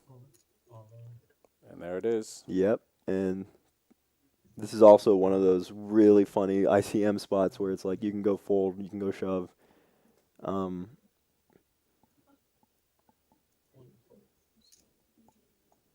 think it's also like a live thing, it's like you're seeing a lot less hands. So you start to have to take these spots with like ace jack type hands. Whereas online, I feel like you would find fold from under the gun a lot of the time with ace jack. Yep. So right now, everybody, we basically have a 4 big blind stack, an 8 big blind stack, a 9 big blind stack, a 6 big blind stack. So 4 of our remaining 7 players are quite short. And honestly, folding is going to be making some players money here tonight. Yeah, definitely. I think I would like to fold ace jack from under the gun there only because of that. When there's 4 big blind, 6 big blind, and the 7 big blind. But I don't fault with shove. I think you can definitely go either way. And also, not all of us are just like, well, none of us are computers. None of us are robots. So you can see that very clearly in a lot of the hands is how people are taking that, how people are approaching that. Sometimes you just say, hey, I have a 10 and I want to get there, and I feel like my opponent's bluffing. Other times you want to take the safer route, and I never think that either play is always really good. As Doug Polk says, if you ever watch his videos, a fold here is good, a call here is good, and a raise here is good. Such an easy game we play, huh? Yeah, where you only have 3 options. And they're all not bad sometimes. All right, that's a huge walk there for Moses. No, definitely, especially when you see 9 deuce. I got a chance to talk briefly with a few of these players at the final table, and they're all in good spirits. I was actually talking to the Condor in seat 1 early. I think he was one of the first players to arrive for the final table, and I asked him, I was like, are you nervous today? Any jitters? I remember back in the day, college sports, things like that. You get the butterflies in your stomach. Yeah. You're anxious. You're ready to go out there and compete, right? Definitely. And you know what the Condor said? Is just like, no. Yeah. I'm good. He's Dang. like, I'm ready. I'm just going to go out there and do my best. He's like, for the Condor, he says, this is not life-changing money. Yeah. He's like, $1 million. Maybe you start thinking about quitting your job. He's like, but I'm just going to play for the win. And Yeah. I respect that. No, yeah, that's. I'll take 70K, but I definitely get that. I always have the butterflies, no matter if it's for $20, if it's for $1 million. I'm always feeling jittery, so I definitely respect that. And it's crazy because I've been competing in so many different things for years, and I still get that feeling. This is a very, very easy shove. Yeah, easy shove with the ace-8 suited on the button. Especially with the 3 big blinds on the big. So rough for Thomas. Yeah, you could see it in his face right there. Yeah. This is a spot we all hate, where there are spots you also want to take that you can't. Trying to be on stream. Just, you can't raise Jack 10 suited. You have to either shove or fold a lot of these spots, and you're like, dang, if I call this Jack 10 off, I'm going to be out of the tournament. My opportunity is gone. And all he's thinking about is that 10 on the river,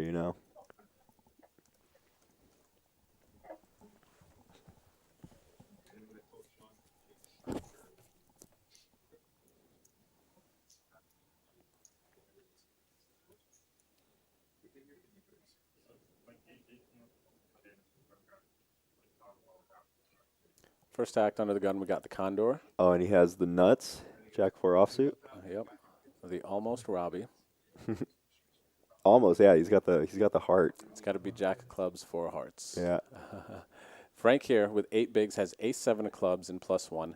Not an easy decision. Let's see what he decides to go with. No, and I think that I'm honestly going to be folding here with the short stack, with the 2 big blind short stack, in the small blind, and he does fold.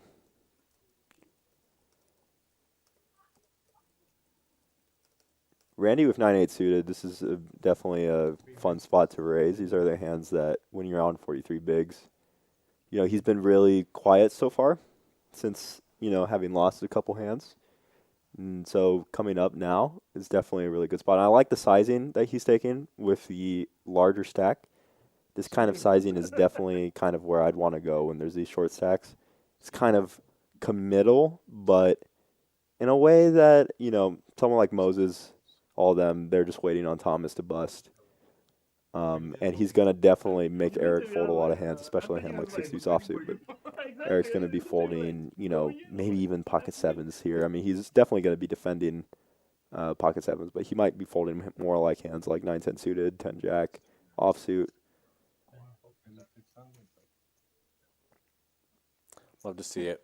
Randy raises the 8-9 suited, takes it down, and in just a great, great situation here with 7 players remaining with such a big stack. Yeah, and seeing Frank having folded the ace-7 suited, I'd like to see how this dynamic is as Thomas is still at the table. I wonder what that's going to change for a lot of these players. What's up there? James Mendoza says, what's going on in the chat? Hope everyone is enjoying the stream tonight. Thanks, James. We hope the exact same for you all. Andy, we have a command in the chat for the payouts, but first place is at 70,000. The next player to bust out is going to get 12,000. Ooh, and Frank with ace-king. Now, these are the spots that you absolutely hate, that you just have to shove, but you're like, then you get called by aces in middle position, and you just like, you go home sad. But man, I'm excited to see ace-king here. Oh, yeah, and king-jack suited. This is a must shove at 2 bigs. So rough. Thomas is probably happy to see king-jack suited on this short of a stack. Yeah, definitely happy, but when you see the bad news, it's a little rough. I'd still be thinking bink here 100% with my king-jack suited. If I had 2 blinds, I'm going to be like, yeah, man, I got 2 blinds. I got a suited connector, both in Broadway live card. Yep. Let's see if he can do something with it, though. The king-jack suited is at risk. And I don't believe we saw any aces or any jack. Oh, no, we saw 1 ace folded, but no jacks folded, I believe. So definitely a sweaty spot. Both of them are scared. This is for a lot of equity. So everyone's watching. Everyone's like, I want that 3K, that extra 3K. Everyone wants to see 2 aces on this flop. So there we go. Frank is getting his chips back so you can see what he's still going to have. Frank is still in this. Ooh, and palms are sweating, knees weak, arms are heavy here, for sure. There we go. To a flop. Ooh, stay what believing. an Stay believing. interesting flop.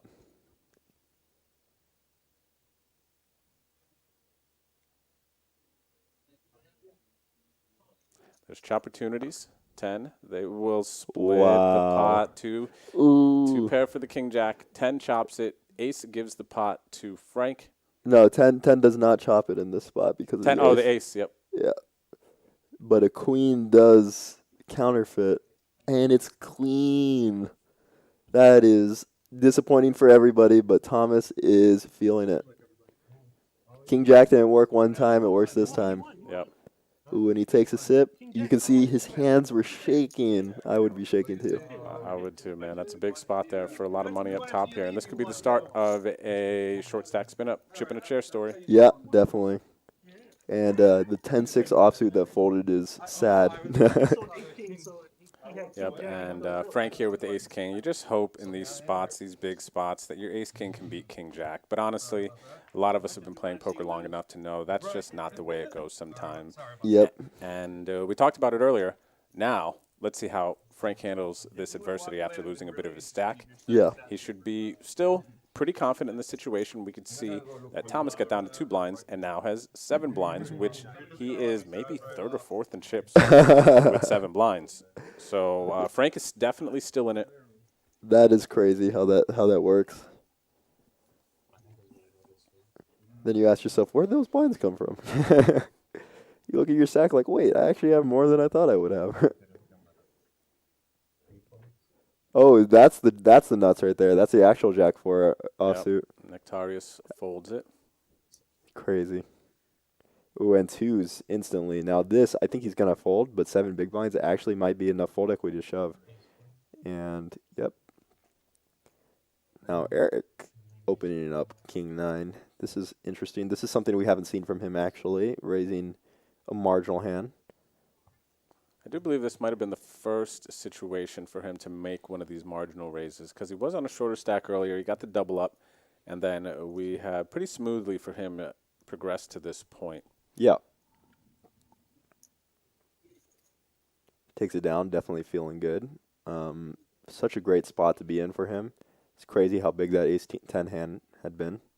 But anything goes, with how fast we've seen him go from short stack to now second in chips. Anything can happen. I think any of these guys are in contention right now. Frank's definitely looking a little, on the shorter side, but all it is one double up. I believe that Thomas got up after that hand. I think just the emotions of the moment. Honestly, I've been there, and I know after winning a big hand, playing for a lot of money, you kind of need to stand up to reset yourself because the nerves are there. You hope to win. You hit the jack, and then you manage to spike it, and you're still alive. So I don't blame him for standing up, kind of taking a breather, getting back into the game. And we see Eric fold the ace-5 here. I guess that's because of the big blind being the chip leader. I could see that. Yep, for sure. Oh, and gets a walk with queens as a chip leader. Definitely got to show it. He showed it. There it is. You have to show it. Yeah, and also you got to think when Thomas gets up, he adds equity with the get up. Anytime you get up from a poker table when you're dominated, when you're about to be knocked out, if you start putting your backpack on, it's known that you're going to win. That is a high-level live poker play. The old grab the backpack trick. I've done it. My success rate when I grab my backpack and I am all in and at risk is like 80% of the time. I'm getting there. Oh, yeah. No, I've thought about doing the even extra layer of leaving the venue once I go all in and show my cards. Oh, wow. That's next level. That's too high level for me. And eights for Thomas. Now, this is a funny spot and he does fold. Wow, that is definitely, he understands ICM pressure for sure in a way that, now he's kind of pressured to have to make these folds. And Eric now folding the 5s. Now, I think that's a little too tight off of 22 bigs, but I definitely don't fault him. And you can see, last hand how the chip leader woke up with queens in the big blinds. So sometimes you're going to run around. He wakes up with aces the very next hand. So, dodging a literal bullets with the pocket eights there. Wow, 200 IQ fold with the pocket eights. I don't know that I would have done it, but incredible from early position. Again, just recognition of the difficulty of this situation and how in this type of poker situation, folding can make you thousands of dollars. Yes. And both the 8 and the 5 were folded by Nectarios here, so we would have seen it would have been hard to make a set. I think, I didn't notice it, but I think Randy might have just made a mistake there by not showing the aces. Oh, yeah. No, that's... he wants to keep his... I guess because he's been shoving so much, and that was the first time he raised from the small blind, Yeah. So he's like, oh, I don't want it to be so obvious that every time I raise, but yeah. You Yeah. definitely got to show aces when you get dealt queens into aces. Yeah. And what a good recognition of ICM by Thomas there. Kind of what I was trying to talk about earlier with the 3s is and this is also another spot with the ace jack, kind of what I was trying to talk about. Do you jam ace jack? You just folded 8s. Feel like if you're going to fold 8s, you're probably going to want to fold ace jack. Feels like it carries a similar value, but the nice thing about the ace jack is that we do reduce the chances that any of our opponents are going to have pocket aces, ace king, pocket jacks, big hands behind, whereas the 8s does not do that. Now he puts the hoodie on. Does he need, sunglasses for this kind of situation? So you actually talked about this earlier, making a larger sized raise, leaving a couple of blinds behind in the event that the shorter stack than you, who is Frank here, gets it all in, chip leader gets it all in. And it's happening here. If the chip leader decides for some reason, or one of the players behind to get it all in, I think Thomas would still fold with the 3 blinds here because, again, could make $3,000-$4,000. Yep. Yeah, not only that, you can see he went from 2 big blinds to 7, so now we see a domination rotation where last time Frank had the ace king and Thomas had the king jack. Now it's ace jack versus king jack. So let's see if Frank can try to do that domination rotation here. Both have diamonds, but the spade and the clubs are working for both. And Thomas and Frank just got into that confrontation a little bit ago, where Frank lost the ace-king to Thomas's king-jack suited. And now Thomas has the better hand, the ace-jack versus Frank's king-jack. So let's see here if Frank can return the favor, so to say.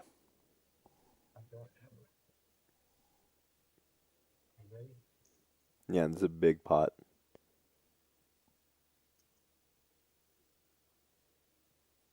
Ooh, but actually adds more outs than with the king. Oh, And no one has a heart. yeah, and you hate to see this turn with the king jack. And that's it. And that looks like it's going to do it for Frank in seat 2. Frank's a warrior. Frank did an incredible job outlasting over 1,000 people to finish our Big Texas 300K guaranteed in 7th place. Good for $12,000. Congratulations, Frank. Yeah, and I'm sure that one's going to hurt for Frank, but it won't hurt when he goes to the cage, gets counted, that nice 12 stack. Very good game to him. And again, Frank shouting out the TCH RGV crew. Shout out to the pup. Great job today, Frank. Thanks for playing here at Rounders. And, yeah, we will see you next time, hopefully, Frank. Maybe in the main event. Now we're down to 6. We got 15K locked up. Really big spot for everyone. I'm sure everyone's loving it. I think the big stacks are loving it a little bit more than the others, but Definitely. Now in this situation with the big stack, do you go aggressive or do you try to lock up, 30,000? What are you doing here? to be honest, I'm going to personally, based on what I'm seeing at the table here, I'm going to continue to keep the pressure on. Okay. I honestly might even start to implement a pretty heavy limping strategy at points. If I don't want to raise and feel committed to some of the short stacks, I might start limping and stabbing a little pots. Yeah, and that makes sense. And we can see he agrees with you here, opening with 9-7. As the ICM gets even crazier, now with the Moses waking up with ace-jack here, this is a fun spot because I'm not sure if Randy calls or folds here. I think he's probably going to fold, but once you've put in 3x the big blind, can you fold for 4 bigs more? I think if we're talking about pot odds say no. But in this situation, I think we have to consider the amount of stack utility, meaning is he giving away any of his moves? Is he giving away his lead, right? He can still just continue to jab, jab, jab at the short stacks, pick up these pots. He's not getting too much resistance. So when somebody does fight back, you know they have a hand. Now, all it takes is 1 or 2 of these, I'm pot committed, to now he's close to second place chip stack, and he's not going to be able to open quite as wide. Yeah. So there's definitely a range of things to consider besides just pot odds in this situation. And it looks like Randy is going to make the fold here. And I personally think it is a good fold. Yeah. Yeah. No, definitely. I think the problem, though, is that if you are taking these larger sizings, I think you're going to want to have better hands in that spot, more like an ace-6 offsuit type hand that you can actually call with. And maybe take a little smaller sizings with hands like the 9-7, and maybe also with your nutter hands. Yeah, I think being the chip leader in this situation, you can continue if you're going to be planning to raise a bunch. You can raise on the smaller side, whereas I think the middling and shorter stacks are actually going to be the ones who are going to be a bit more incentivized to raise bigger to avoid some awkward situations and hopefully just take down the blinds pre-flop. No, definitely, especially because, he just gave away a lot, actually, of chips in that big blind. Moses probably made like 5 bigs in that spot, so, you're giving up a ton of equity with that raise size. So we'll see if he switches up after that. It looks like he does, going 850 this time instead, and Moses actually has another fun spot. This gets a little weirder when you have 12 bigs. I think at this point, knowing how aggressive it seems the chip leader is raising, I don't fault Moses for the fold here with the ace-8 of clubs, Yeah. but it looks like a really nice opportunity to get it all in here. Yeah, and this is the first time we're seeing an actual defend, I believe. I don't think I've seen.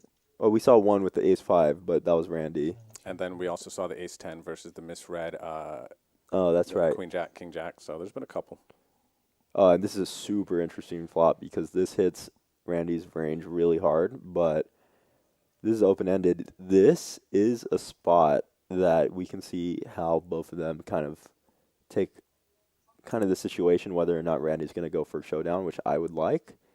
I feel like there's not many hands that you want to deny equity outside of 10-8, but a lot of them are going to be the ones that are calling you are kind of going to have you in a tough spot. This is particularly the one hand that I think Eric is just going to flat with. Yep, Eric is going to flat, and this is going to be a tough spot for Eric in a lot of situations, because honestly, just knowing that he is one of the second-place chip stacks, Randy could just bet, jam, and Eric's going to have the nuts to call with all the short stacks. Yeah, but this is actually a card that favors Eric's range a lot more when he's calling this flop.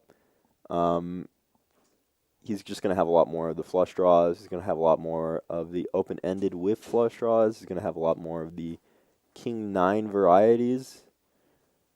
And, wow, Randy's still deciding to bet, you know, I think he goes like 600K here is what it seems. Or are those 100K chips? Those are 100K chips, yeah. Oh, so okay, so he's put him all in pretty much.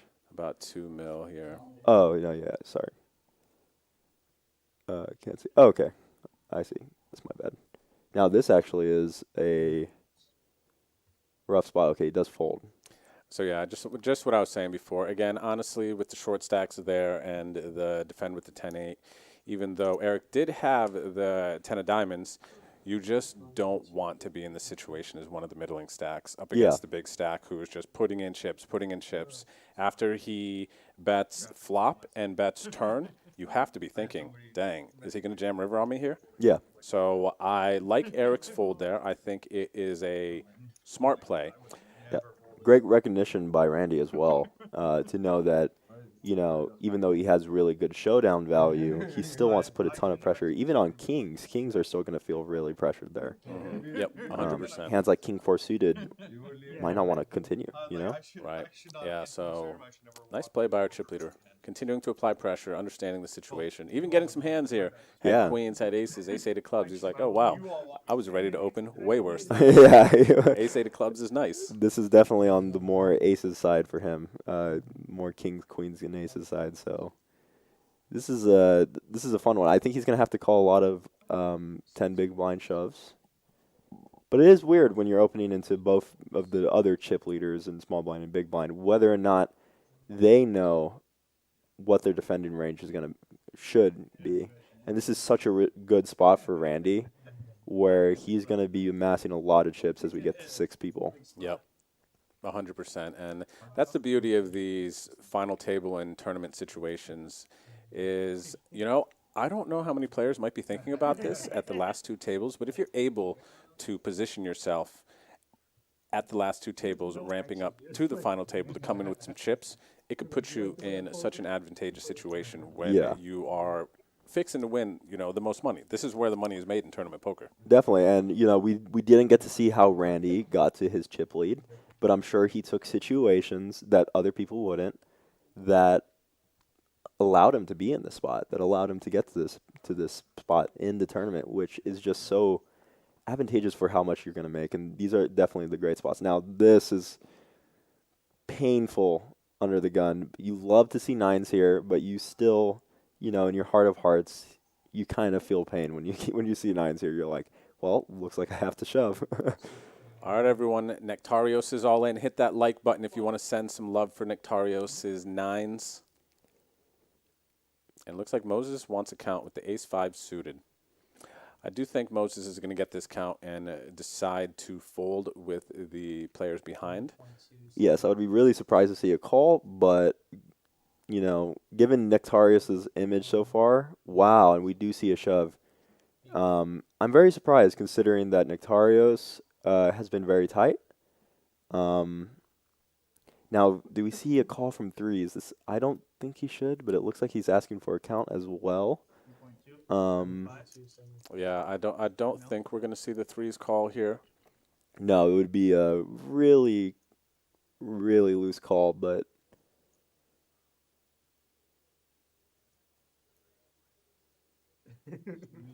oh, fumbling his chips a bit. You know, it's a big spot. Yeah.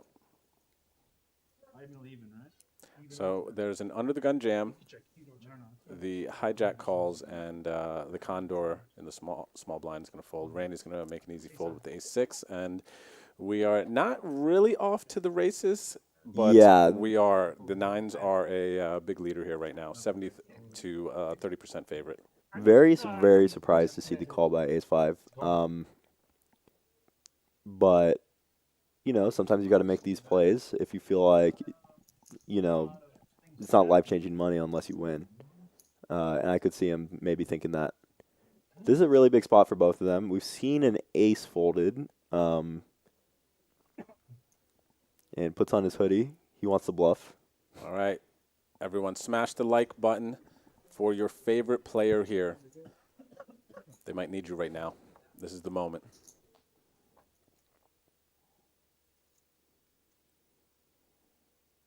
Ooh, and you hate to see the 5. You're just like, please, nothing else. Always a sweat in these situations. Wow. More outs for Moses. More outs. You can see them up top there. An ace, jack, or 5 will knock out Nectarios. 1 out of 5 times. Jack. Whoa, And it's a jack. brutal. Oh my gosh, man. You feel for the nines. You feel for the nines. Moses finds Broadway, gets the KO. Nectarios, who I believe Nectarios was just shopping and decided to play this tournament. Yeah. Nectarios told us in his bio, I came for shopping and decided to play the tournament. Ends up busting out 6th place here for $15,000. Yeah. You think he's going to go to Rolex? I think I need to schedule a shopping trip and then just pop into somewhere else. Yeah, well, that's what you do. You know, you schedule a shopping trip, you know, to Vegas, to San Antonio, wherever it may be. And you go, you're like, okay, how do I make money for the shopping? You just go get 6th at a tournament, 15K right there. Nectarios is like, I got it 3 days here. You know, let's make this final table 15K. Incredible run by Nectarios. I got to play with him on day 1. Seems like a really solid player. I think he knows what's going on. Really good table presence. Friendly guy as well, too. Yeah. From Greece. I believe he's from Greece. Oh, that's all. Well, it looks like he says his city of residence is currently Mexico City.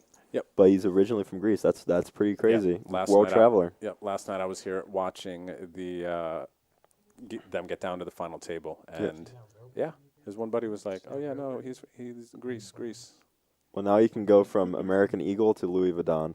Louis Vuitton. So that's it's always good. See how he plays the 4 deuce. Now this is a very interesting spot. We just saw Moses call a really light kind of call with the ace-5. I'd like to see what would happen here in this spot. I think we're going to see, there it is, a raise from Randy. Did he say shove? I don't think he went all in. I think he just raised versus 17 bigs. Randy seems very conscious of what he's doing. What's going to happen in the small blind here, as far as if we have some bluffs, it's going to be some of our off-suited stuff. If we had some suited stuff, I think a lot of studied players are going to look to limp, see a flop more, hand that plays better, but we can use some of these offsuit hands, a hand like 4 deuce, which isn't really going to play well post flop.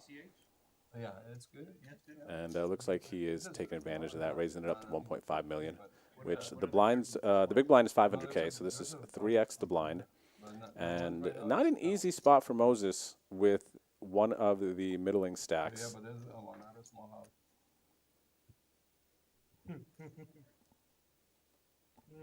Yeah, I think he's just deciding whether he wants to shove or not. Whether or not he wants to raise. It can be really scary here, especially when Randy's going 3x. I think I would like to see at least a defend. But I could see him take every situation here. Everything is just going to be a good decision, but it is big. He does go with the shove, I believe. Looks like it, yep. Yep, and that's going to be a quick fold from Randy. Well, he's going to do a little Hollywood, maybe. No. I love this, man. I love this. I love seeing Moses is ready to play for it. Calls with the ace-5 suited there. And then now not afraid to jam a middling stack with short stacks behind the pocket fives versus the Yeah, chip that's leader. Yeah. That's kind of the mindset. That's an attitude of somebody who's going for first. yeah.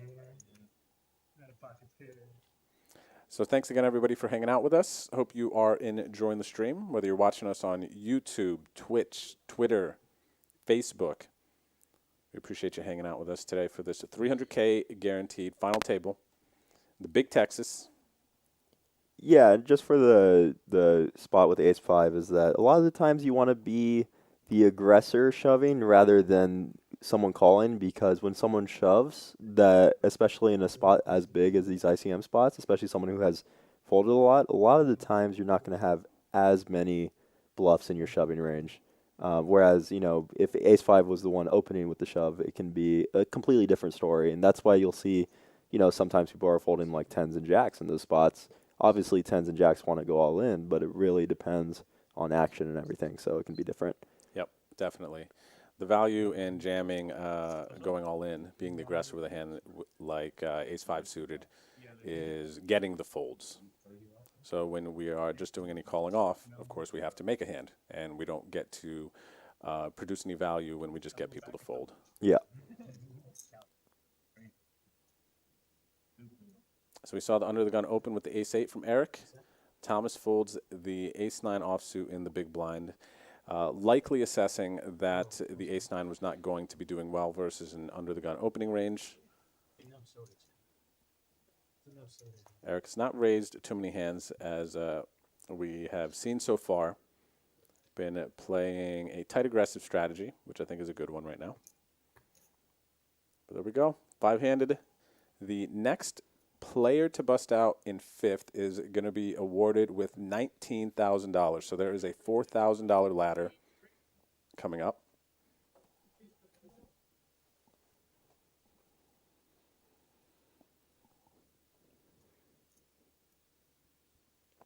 Very interested to see what he does with the 12 big blinds here. Condor, hasn't been too involved lately. He hasn't really gotten any hands. Does fold the ace-9, doesn't get, a lot of people might get bored there with having folded so many hands. And then Thomas is going to have to shove a lot of hands here, pretty much anything with a face card, except for 5-3 suited. I mean, you could just go baller with it, but That's tough. it is tough. Don't blame him for folding. Versus Eric there, I may have called to see a Yeah. flop, already being halfway in there. I can't fault Thomas, obviously, for folding. But, yeah, if it was chip leader in the big blind, I'm folding. But if Yeah. it's potentially another stack that is not going to apply pressure to me, I might try to peel, C3.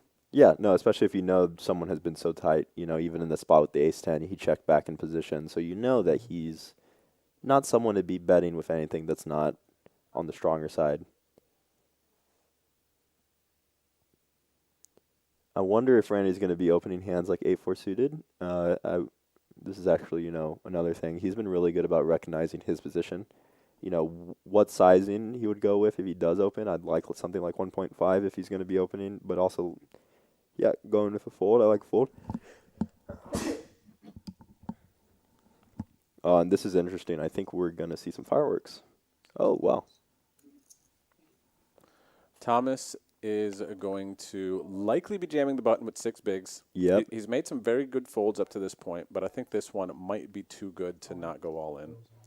It's definitely in the buttons, 100% going to be an all-in. And Eric with waking up with the 10s here, looking at him again with those eyes, looking really hard at Thomas. Thomas putting his hoodie on. So Eric knows what he's going to do here. Eric is Going to fold is what he knows he's going to do. I will take my foot out of my mouth there, to be completely honest. I really thought Eric was eyeing him up. That was a kind of a live read. Usually when I see players looking at me like that in a situation, I'm anticipating that they're ready to go for it. Wow. So if Thomas were to see this hand before he bust, I think he's going to be shoving almost every small blind from here on out. Or at least trying to see it. Yeah. You know, we always got to remember, you know, it's easy to say horrific fold, but they're playing for a lot of money here. You know, they're here for a reason. They're at the spot for a reason. Maybe he's made folds like that earlier in the tournament that have saved him to be here. And sometimes, you know, sometimes you just don't feel it. And you know what else, too? It really depends on how long you've been playing poker, what skill level you're at, because for an experienced player, that is not a great fold, as you can see by the way that we reacted, the way that I assumed what was going to happen there. Those are my instincts. But we don't know how long Eric's been playing. His experience in high-pressure final table situations like this. So I can't say that I've never maybe made a fold like that. Yeah, and imagine if he didn't really think about shoving here with the kings, kind of just instant shoved. But if he had called last hand and lost, he would be at risk right now with the kings. And it looks like we got a all-in. Thomas has shoved all in the cutoff with the queen 10, and Eric wakes up with the kings after folding the tens, and now has an opportunity to get back those chips. Yeah, and what's really funny about kind of these spots is like, you know, Eric really did wait for a good spot, and if he had called and lost with the tens, he would be in a really rough spot right now. But right now, he's in great position to become second in chips, knock someone out, and get a pay jump. Obviously, we don't know if Eric has seen the hands that Thomas folded, but Thomas did fold some really strong premiums earlier in the same positions with the same chip stack. When you see someone like that shove in, and when they're folding eights and nines, hands like that, you might feel that, you know, tens is not good enough, that you might just be at best in the flip. And here we go. The queen 10 is going to need help. I like the sportsmanship here. Everyone wishing good luck, even though at the very bottom, they don't mean it. But cordially, respectfully, you know, you're getting to a fight. They're not rooting for the worst, but they want to win, obviously. Yeah. Kings And, versus the queen 10. you know, this is still a really, you know, doable spot. There's plenty of things that he can do happen. This is a really big pot for everybody. Now that we're getting down, this is going to change the full dynamic of the table. And queen 10 right on the flop. Wow. Oh, you can see him nodding his head. Yep. You know, that's why I fold the tens is what he's thinking. Wow. Okay, we're looking for 2 outs and 2 outs only. Needs the king. Wow. Does not get there. Thomas has shown this before. The king jack versus the ace king. Yeah. Thomas hit the 2-pair on that one. Now Thomas with the queen 10 here versus the kings. Makes a full house on the turn. That's a perfect hand to go on break. Yep. So everyone, this is a very, very exciting final table, but we still have a massive, massive tournament coming up. Starting this Wednesday night, 5 o'clock, we have event number 8, the Million Guaranteed Main Event. It's a $1,400 buy-in here at Rounders Card Club. I will be firing bullets into this. This is the biggest tournament by far to ever hit the San Antonio area. So I know that we have a lot of people traveling in out of town outside of Texas, but all over the world. I've seen players from a variety of places that I have not seen here before, just out here to play this series. So that's great. We love to see it.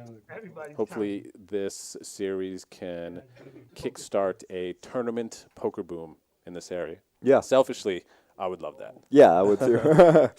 No, I mean, definitely, there's a ton. I mean, we went to 36 tables for this when we were originally at 22, something Correct. like that. Yep. That is an insane amount of growth. And, you know, being someone who has been in San Antonio since the start of card rooms and everything, back then, Rounders was just like little room, you know. Now it's this huge room. Everyone's coming down. You get all the influencers. I just saw Poker Face Ashley outside. You know, we're getting a lot of people. We're going to have Ryan DePaulo. We're going to have Nikki Limo. A lot of people coming here. And it's going to be a really cool thing to see this week how things are just shaping up to be.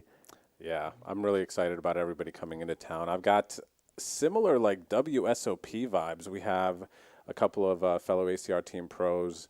Robert Kuhn, a.k.a. Poker Guru, coming into town. We got Ebony Kenny, fresh off her insane Triton run. She added millions of dollars to her Hendon mob just about a month ago. Final tabling some of the biggest tournaments in the world. It was incredible. So I'm looking forward to seeing her, catching up with her. Yeah, and that's awesome. And you come out, y'all can come out, get autographs from these people, really try to become friends with them. I mean, just me, I always tell people I started my career just going up to people and talking to them. And you just talk to them and you're friends. I can confirm that. Ethan stopped me when I first got here to, we got a hand. The Condor is all in. With the King 7 of Hearts, Thomas has a decision with pocket sixes and now 17 blinds. Oh, and his eyes light up in that spot. This is actually very interesting to see Condor. I have not seen him shove a hand like this. So it's interesting to see what Thomas does. I would instantly think Condor has been tighter. And even in this spot, if you call, you're essentially against ace-king. Typically, in the big blind with sixes versus a late position jam, this is not that hard of a call. But at a final table, the situation is just different. Ranges change. You can't play the same way at this final table that you would play in the middle stages of a tournament. So while this is a plus chippy V call, this in a final table situation is not. The call here might be easy with pocket nines or tens in this situation, but sixes is a tough one, and yeah, definitely don't fault the fold there. To be honest, so I know Tom to be a really big grinder, and a lot of the times when you are a grinder who plays for a living, you might think I can take my equity, I can take my strengths, and use that as the aggressor rather than having to take flips, which a lot of the times with sixes, no matter what you're against, you're going to be in a flip. So it really depends, Sometimes, for example, Negreanu and Doug Polk, Negreanu would shove a lot when they were playing their heads-up match because Negreanu knew he was the worst player. He could add more variance into the game by shoving. So maybe someone like Thomas wants to take more of a slow and steady line, and that's why he's folded hands like eights and sixes. Makes sense. Totally agree. And I see a comment in the chat here asking if anyone is from San Antonio at this final table. And it does not look like we have anyone from San Antonio. We do have a few Texas players, a couple from Austin, which is about 2 hours or so north of us. And I see somebody from Houston. So, yeah, no San Antonians in this one. I think they're saving it for the main, honestly, Ethan. Yeah, no, I mean, the main's going to be 9 San Antonio players. Mark my words. I hope I'm one of them. Yeah, I'm you a are San Antonio. Yeah. I'm a San Antonian now. Yeah, first, apartment. I'm very much congratulations. Welcome to San Antonio. I'm glad to have you here. Thanks. San Antonians, I hope you accept me with open arms. The first place, this is my first apartment in probably about 4 years that I've had. I've been doing a lot of traveling with a lot of the projects and things that I've been fortunate enough to be involved with. And now, working on the Rounders live stream here, doing some commentary with my boy Ethan. Yeah. This is very exciting stuff, though. And for the San Antonio people, I would say Frank is very much associated. Frank, who had busted out, I believe, in 7th or 6th. No, 7th. He is very much a San Antonio player in heart. I think a lot of people here know him as someone who's a regular in San Antonio games. So if you were looking for some San Antonio representation, I would say Frank was the closest one. Who has now busted, but a lot of these players I've seen in San Antonio and Austin very often. Yes, it looks like the Condor in seat 1 plays a lot here in San Antonio, actually. Yeah, and Joshua Hernandez, also another local here that plays a lot here, so he would definitely know the Condor if he sees him regularly. I have not yet, but really depends where you play. I'd say San Antonio as a whole, all of us know each other very, very well. So,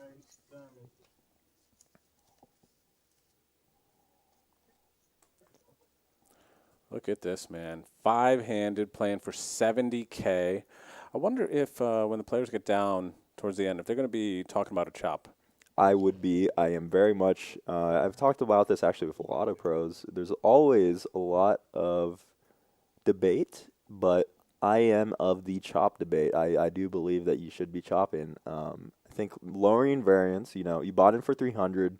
If we each can take 40K, that's a lot of buy-ins, I think this is a conversation that I would post on Twitter, and there would be a lot of back and forth about chop, I never chop, things like that. Yeah. It's a very, very interesting topic. The only time I ever hear another pro say that they don't want to chop is because they enjoy the glory rather than the money. Other than that, I think that, we all know the variance that can be in this 10 big blind range. Eric is all in with the ace queen on the button, 10 bigs. It looks like he's going to get it through. Confirmed. Eric's going to pick up a pot there. And very nice. But yeah, thinking about the chops, you know what? I've chopped some tournaments in my day, to be completely honest. I am not of the school of I never chop, right? Because, for instance, this last summer out at the WSOP, I chopped a mystery bounty at the Aria. Yeah. And ended up getting a 17K when I had 8 or 9 bigs, and I was the shortest stack at the table. Yeah. I basically could have either left with 6,000, I believe it was, or like the 17,000. Yeah. It was a huge, huge jump. And though I could have maybe spun it up to get the 20, 30K, whatever first place would have been, I was happy to chop in that situation because Yeah, definitely. it was short and anything really could have happened at that point. I mean, 17,000 is a lot of money, Yeah. I mean, I was always surprised, something that was hard for me, but I spent a lot of time with Faraz Jaka and was able to stay with him, and I was very surprised to hear, even though he is one of the most aggressive players, in the tournament scene, he still told me that he believes that you should chop almost always to lower variance over a long-term period, and that's with him being one of the more aggressive players. Right, right. 9-4 offsuit, one of my favorite hands. Definitely one of my house style hands. And we don't see a shove from Moses, so we can see that he's taking more of a, tighter approach, which I agree. I think Randy's going to be limping with a lot of his strong hands. And I think Randy actually takes really good control of understanding that with the 9-4 limp here.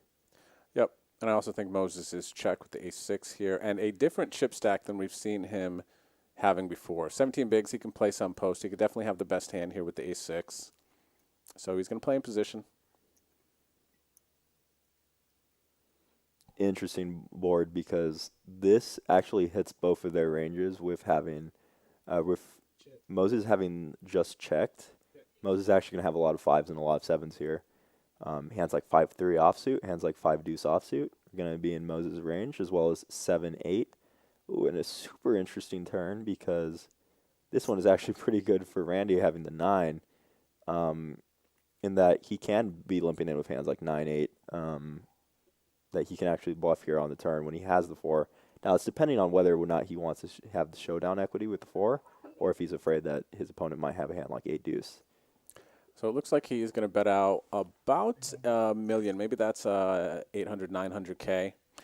But I think when Randy decides to bet this turn card, that we're going to see him bet the river quite a bit. Yeah, and calling as Moses on a lot of rivers, I mean, is going to be hard. It's going to be hard to really navigate, let's just say Randy going 3.2 mil on the river, for example. This river doesn't change that much. I think it adds a little more 2 pairs to the big blind, but big blind almost always either has a straight or a middling pair, and you're going to really want to put pressure on the middling pairs.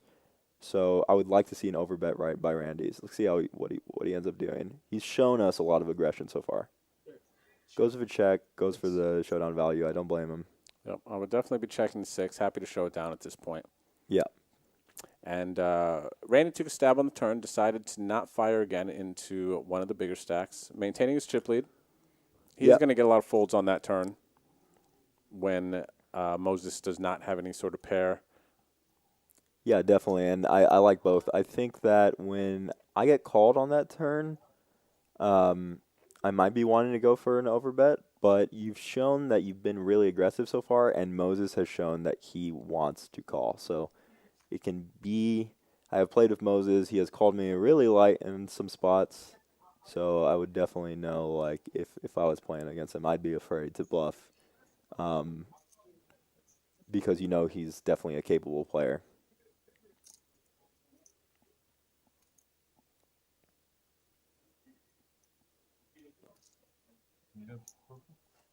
I got 5.1. 5.1.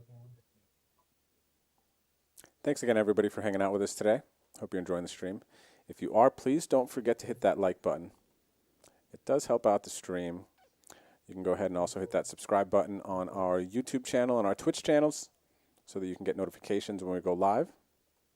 Yeah, Appreciate that. everyone has a very close stack. This one is getting interesting by the minute. You're going to see a lot more, where people are in their pre-flop and post-flop play. We might see more post-flop play with more limps. Hands like 8-6 are really good as a limp here. And he's going to be wanting to, mix in strong hands as well as weak hands with raising and folding and even just limping.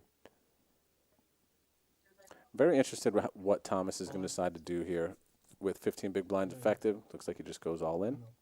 Yeah, and, that's definitely a spot where that's why limping strong hands can be strong is if you limp there and Thomas shoves with the A7, then you snap call with kings. But very often with hands like A7, it's going to be better to shove because even against kings, you're still not even that big of a dog with hands like A7. Yep, so nice hand there for Thomas. Takes down an easy one. Very interested in the same situation if Moses were to fold ace-jack or if he were to call. I think Moses would be finding the call with ace-jack from what we've seen so far. I'd have to assume. But I've been wrong before. Yeah. Condor with the 10 bigs is going to look down at the ace-5 under the gun. Yeah, and I'd like to do a poll on the pocket tens on Twitter. What would you do in that spot? I think it's a very fun spot to look at. I think so, too. I'm probably going to plug that into ICMizer later and take a look at it. Though I already know what I would do. I don't know what I would do there necessarily with... Where do I draw my line? Pocket fives, sixes, sevens, somewhere in that range as far as hands I might call off. I know for me it was one of the harder things. I think actually talking with Kmart about it really helped was when I have hands like twos and threes in middle position, I tend to fold more, just based on what I've understood more about final table ICM, because I've been in a couple final tables recently, just playing a lot online, and a lot of the spots have been really interesting, and that's another one of the spots with the tens. And here, there's another interesting spot. This is why I like the larger sizing by Randy. I think this is a great sizing, going 2.3. Really good recognition of where his raises are going to come from. I think he's played really well. The next player to bust out here at this final table, everybody, is going to pick up $19,000. So we're looking at a $4,000 pay jump once we lose another player. $70,000 for first. We do have payouts in the chat for you. Exclamation point payouts should bring up that command. We're back to the action. I really do. I've really been enjoying the pace of this final table so far. Yeah, all players seem to be, knowing where they are, what they're trying to achieve. I'm very interested what he does with the fours. We've seen him fold in this spot, but I think with the 17 big blind, whether or not he shoves or if he just min raises, if he folds, I like everything here. I even like a limp. I'm not against a limp here. Does go for what I believe is 2 million. 2.5. Yep. It's going to take it down. I could see raising. I could see jamming here. Middle stages of a tournament, late position with a hand like threes, fours, ace-7 off, king-10 off. Those are going to be hands where around 15 and below big blinds, we're able to just jam if we would like to. Yeah, and it's going to show a profit. I think if I knew what exactly I didn't see what the big blind stack was there, but nine blinds and then 10 blinds. So they were 10 effective, and Thomas opened with about 15. Yeah, I think I would have liked just a shove there, but he did the raise, which is basically, he did a basically committing shove. It seems like he knows that he wants to, do a non-committal basic all in, but still have the ability to fold, which is good recognition, I think. There's a lot of debate whether or not that's good to do, but I personally like it. I feel like that pay jumps can be really big, especially right now, with how big it's starting to get. 19,000 locked up, but the pay jumps are starting to be almost as much as what ninth is making. Let's see what the Condor does. Sitting in the small blind with the 9-7 offsuit, 8 blinds. Our chip leader, Randy, is waiting for action Wow, with the ace-king of and clubs. snap call with the ace-king. It's definitely going to be a big one.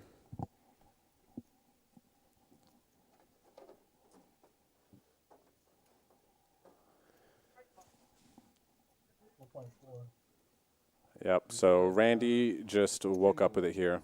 Really tough for the Condor, but you know what? It's not over yet. No, it's not, and this is honestly one of those spots where, you're kind of happy that at least it's ace-king. Yeah, to have live cards, and Yeah. it's not ace-9 or ace-7 or pocket tens, right? Yeah. Yeah, and from what Condor has been doing so far, I am surprised with the shove from the 9-7. But, you're kind of, you might be card dead. We always got to consider that, y'all. You're card dead. You're like, dang, this is the best hand I've seen. Live poker can be a lot slower, and you're not making the best decision every time, or you might, 9-7 really isn't that bad of a shove. There's going to be a lot of hands that Randy's folding.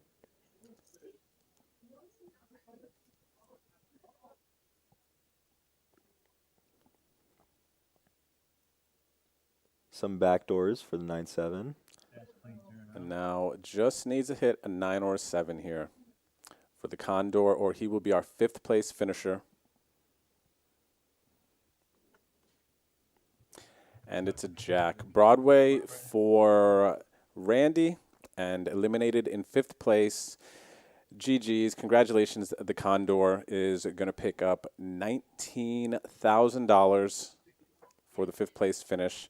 I think the Condor played a great game, honestly. And like I said, I talked to him before the final table. I think we're going to see him again for sure in the future. Yeah, and now they're playing for a lot of money. I mean, first making almost, or actually triple of what 5th is making, or 4th is making. So it's this is starting to get really, really dicey. I mean, ICM is going to be huge here. You almost want, to just steal blinds from Eric. We've seen he's very tight, so you just really want to start putting pressure on a player like Eric to make him fold. Yep. And now with 4 players remaining, everyone, the next place is going to get $24,000, so a $5,000 pay jump from 5th place to 4th place with 70K up top. This is when tournaments get spicy right here. Yeah, and I'm surprised that Eric's shoving the 8s here. Actually, I was unsure whether or not he would. I think at this point, with the players locking up $24,000, I think people are starting to loosen up a little bit, right? It's like, okay, this has been a great tournament, great trip already, and I do believe now, typically around, I kind of assume 3-handed, people really start to fight and really start to go for it. But I think even 4-handed here, we're probably going to start to see that. People are starting to play for the win now versus, just trying to wait out a short stack. Yeah, no, definitely. And I think that Randy here, I'm not sure if they're going to discuss a chop because he's got his headphones, he's locked in, he's got 43 bigs in a dream. Yep. Hello there, Hot Sauce Junkie says, would they chop even Steven, or would the chip leader get a little bit more? I would assume that if they were to chop, they would do a ICM chop, and the chip leader would get a payout that would represent the amount of chips that they have. So the chip leader is going to get more, because otherwise, unless you think you are at a huge disadvantage at this table as a chip leader in this situation is going to win this a decent amount of the time if they play their cards right. Yeah, and if anyone doesn't know what ICM is, it just means independent chip module. It basically means so basically every chip you have is worth essentially a certain amount of money, and whoever has the most chips is essentially you know, that 22 million, maybe each million might be worth like $3,000, for example. So, you know, they can kind of discuss that, and then they'll have like an actual mathematical understanding of where they are chip wise. But it's all really close right now. I remember I chopped a tournament at the Orleans for 47K, not this WSOP, but the last WSOP. And there was one point we were discussing a chop where I would have gotten more than first place money Wow. because I had so many of the chips. Yeah. But one of the shorter stacks didn't want to chop, Yeah. wanted me to give up more, and I was like, nah, son. Yeah. And we decided to play it out. And then from getting a 51K payout, I ended up getting 47, so it worked out okay for me. Yeah. That's a nice day. Yeah, definitely. My largest is 15K, which, you know, nothing to scoff at, but No, not at all, not at all. definitely that day I think I could have made 30K, but I decided to take 15K.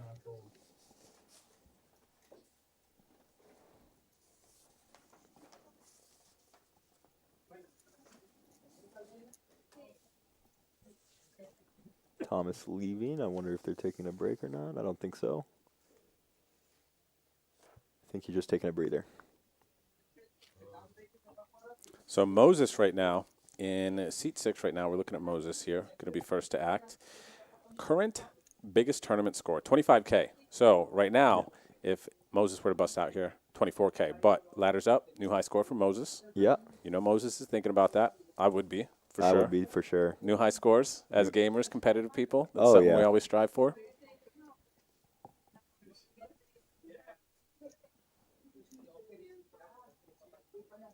And a cool fact about Thomas is he's traveled to all 50 U.S. states. That's actually pretty cool. That is very cool. That's Thomas in seat 8 with the Queen 8. Yeah, and he cashed the main event of 2021 for 12,500. So you know, all these people pretty well versed. And Randy, our chip leader, his biggest tournament score prior was 10K, so he is more than doubling that at this point with the min cash right now of 24,000. Congratulations, Randy. It's always really cool. Yep. Oh, and he's defending with a 6-3 offsuit from early position raise. This one's spicy. I love it. You can't tell Randy nothing. No. Randy's got the chip lead. He's going to do what he's going to do here. I think this just illustrates the confidence that Randy has post-flop right now. And I don't think someone who's calling 6-3 here is going to be chopping, y'all. I think we're going all the way. It's interesting how Moses goes with this one because the ace definitely hits his range, but the 9 and the 7 with the 2 diamonds definitely hits Randy's flatting range. I don't think he's going to be calling a lot of hands like 6-3. But does bet. Yep, Moses is going to take it down. This is an easy continuation bet. Ace high flop here is the pre-flop aggressor. Definitely. Although I definitely see a lot of ace 7, ace 9 suited type hands in Randy's big blind calling range for 3x, but we can't always think that for sure. I am very interested to know what Randy will be calling in the big blind next time in a situation like that, because that is definitely a dynamic that a lot of people don't really see a lot. Is like that defense is definitely a tell of someone who's a little more confident.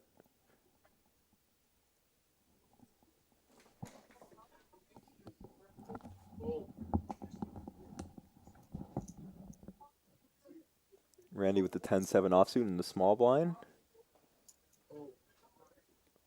This is interesting. I think with what we've seen, he'll probably limp.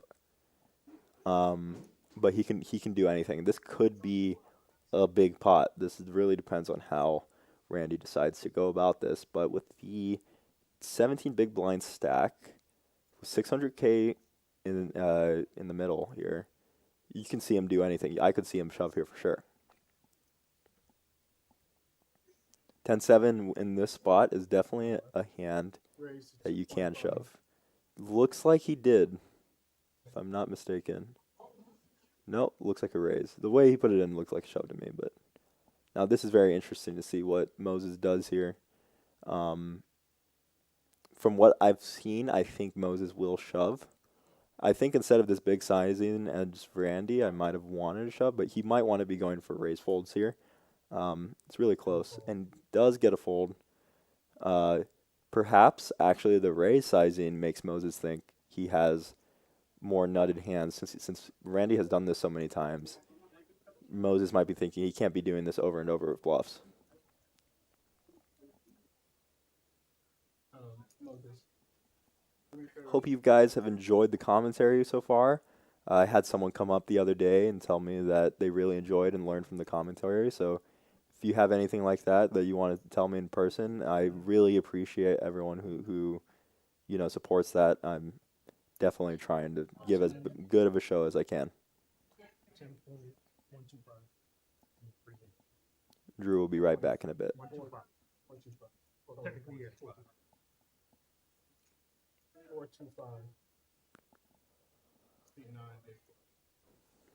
Yeah, playing for a lot of money here. And stacks are really close. It's actually super interesting with the shortest stack being 10 big blinds. Randy getting a really, what in his range is going to be premium here. Raise. I don't know if you can take my money. I'm taking somewhat of a short break from poker for a while. I've been dumping a bit, but you'll take my money when I come back for sure.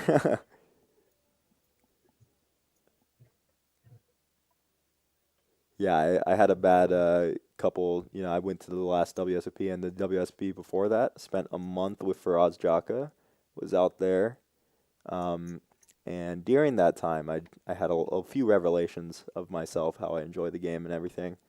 And just taking time to kind of think about that and think on that kind of stuff right now. I am currently accepting compliments. Thank you.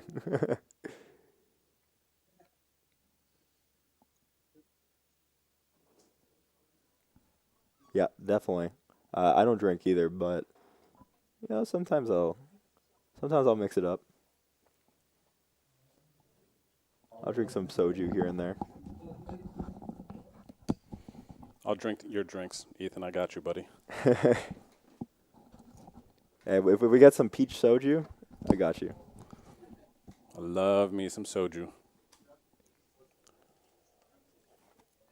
For those of you who don't know what that is a Korean alcohol. Yep, it's kind of like sake.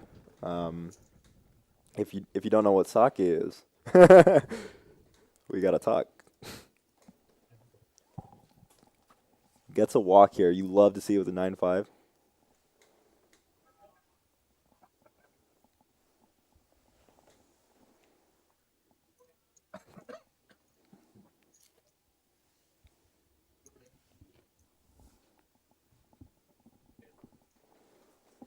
We'll be seeing you soon, King. King Agard in the chat is going to be a new San Antonian, I think, later this week. Less than a week. He's going to be moving here. He's going to be playing a bunch of rounders. Well, it's definitely a great place to play, a great place to be. There's a lot to do, a lot to eat. I've been showing Drew around to different restaurants since he's gotten here. There's some good Filipino food restaurants here. Ooh, Moses under the gun with the ace-jack offsuit. 16 bigs. We haven't been to Jerk Shack yet, have we? No, I don't think so. We have to. I think Moses is about to take someone to Jerk Shack here, though. Raising it up to 1.4 mil. The blinds are now 300,000, 600,000. Oh, and Randy in the big blind with ace-3. He just called with the 6-3, but does he think that the ace-3 connects with Moses' opening range too much? Possibly. That's kind of where my head would be thinking is 6-3 doesn't really connect with an opening range, but ace-3, you're never really happy when you hit an ace. Out of position especially. Yeah, I think this is a pretty standard call. Go from there. This is actually a super fun spot that me and Faraz talked about maybe for 3 hours, this exact spot. So this is one that I still boggle my head with the big blind here. It's just a queen. Oh. All right, so Randy's going to check here. This is not a board that we're going to see a lot of players leading out on. The question is whether or not Moses is going to see his ace-jack as a hand he wants to get the showdown, and it does look like it. Yeah, and I don't fault a check here. I think the 5 and the 7 are going to connect with Randy a lot. Yep, I think pretty standard to check here with the ace-jack, though I do know a good bit of players who would want to just continuation bet the ace-jack and hope to take it down. Yep.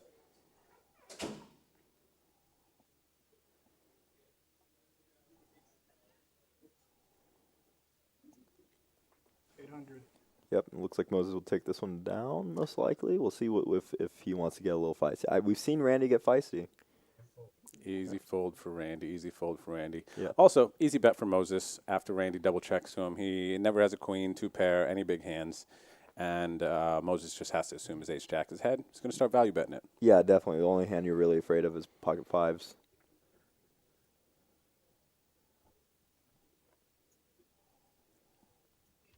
Thanks again, everybody, for hanging out tonight. My name is Drew, a.k.a. Bet on Drew.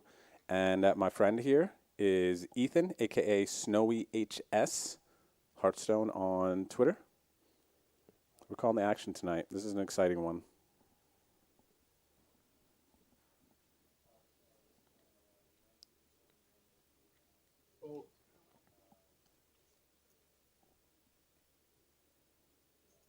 Yeah, I'm interested to see how Eric kind of navigates this with 10 big blinds. You know, he's been tight so far this tourney. How he's going to navigate these spots with like things like Jack 8 suit. If he's going to be shoving, if he's just going to be raising, if he's possibly even limping. I've seen people limp here. And looks like he does a min raise. Oh, a little more than min raise. And he's going to walk into the King Jack suited from Moses here. Question is, how is Moses going to play his King Jack suited versus Eric's open? I think he can take it any way he wants it. That's the way he needs it. But like, he can definitely call. He can definitely raise. I like a call against Eric's range, but I also like a shove because Eric only has 7 bigs. So taking it to the streets. This is one of those spots where if you do flop a jack, you know, you're happy to check and this is an interesting flop. Check. Both have straight draws, but Eric has the inferior straight draw. Yeah, and I think this might go bet, shove, fold. So far, you are right. Eric doesn't love to see it. Eric just put out 2 million of his 4.5 million chips that he had behind. So he's got 4 blinds behind. Does not have any spades, just a gut shot. We've seen Eric make some big folds before, and I think he's going to make this one. We'll see. Never know. Eric might have a little YOLO in him. Yeah, he had YOLO with the ace-10 earlier. Yep. Now, does he think that he can conserve the big blinds? Is he thinking about big blinds, or is he thinking about his chip stack? Now, this is always a situation that I see a lot of, you know, even I make the mistake sometimes. When you're playing live, you don't realize I only have 4 big blinds. You think 2.5 mil. So that can be really tough. Totally agree, totally agree. And I'm not convinced he's going to find this fold. We have not seen Eric really Hollywood too much. There we go, Eric. Eric's proved me wrong a couple times tonight. Let's go, Eric. Eric's going to find the fold. Eric has, you know, some people can really fault some of the plays he's made, but, you know, there's spots that he's taken that might have not, other people might have lost and might have been out a lot earlier, and he's locked himself 24K when there were spots where he could have been knocked out at 7K. He's made almost a clean full 20K, you know, just folding. So, you know, we can always say, man, he should have just called, but of course, you know, in a $150 tournament, maybe he can just call with the 10s or whatever it may be that he's folded. But, you know, there's a reason he's now at top 4 in a spot where he's had so many complicated spots. And he's open. He's got king queen suited under the gun. It's going to be a shove.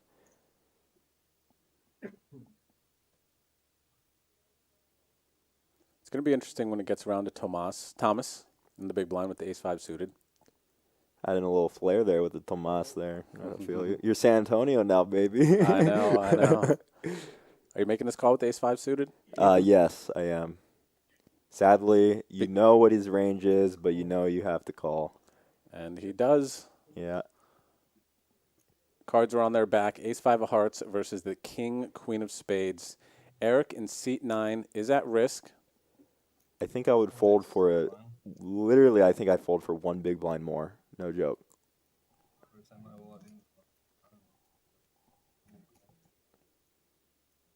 This is a big spot here. So everybody is locked up $24,000 being four-handed. And the third place, if we do have a casualty, if Eric busts out, Eric's going to get $24,000.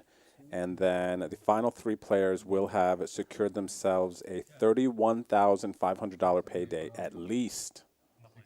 At least. Gosh, I want to get out there and play, man. Yeah, I This know. is getting me I so know what hyped you watching mean. this.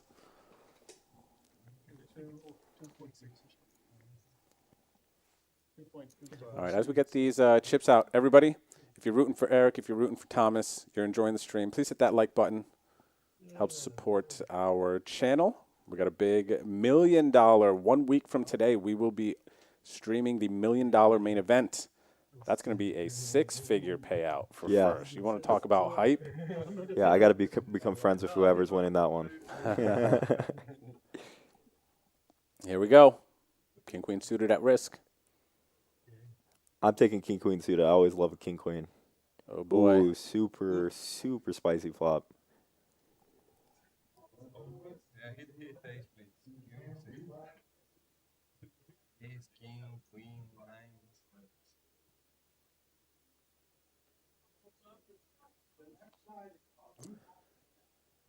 Not yet. Down to one card for Eric G. Eric needs a king, a queen, an ace, a 9, 13 outs. Can Eric get there? Bink. Sure does. Queen on the river. Oh, My goodness, man. that hurts when you're Thomas and you're like, I faded everything. Mm-hmm. It's the turn, but you know that the river is gonna be the queen. Yes, yes, I know yes. you're rooting for me. I know you are. So, everybody, if you're noticing and seeing here, I see a comment about the dealing being slower. There's a lot that goes into a poker production like this. Yep. And, yeah, there's going to be some spots where the production team's going to have to slow down things, make sure everything's right so that you guys have a clean visual viewing experience. Yep, and shout out to Drew and everyone, everyone that's in the back. We have a full team here. We're all very working hard trying to, make this stream both very safe for the players, and also safe, it runs smoothly, but all these, extra precautions that they've been taking, Drew's been really good on. They're all, to make sure that everyone is playing in a good environment and playing in a good stream and having something they can look back and show their friends. Yeah, definitely want to make sure everyone's having a, this is big memories right here for someone. We got it on stream. They'll be able to go back and watch it for ever, pretty much. So this is great. I do enjoy this. Yeah, and this is a fun situation with Thomas and Eric being so close in chips. This is going to provide Randy and Moses a really good spot to chip up. It'll take forever.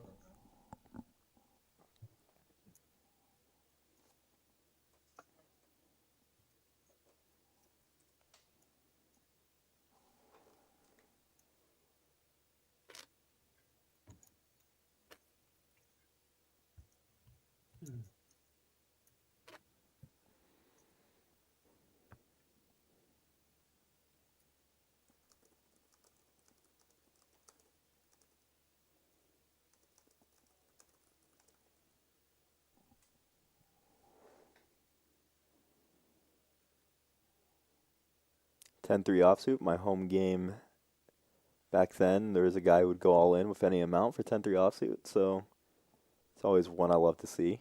Made a lot of money on that hand. Ace-9 off in the small blind.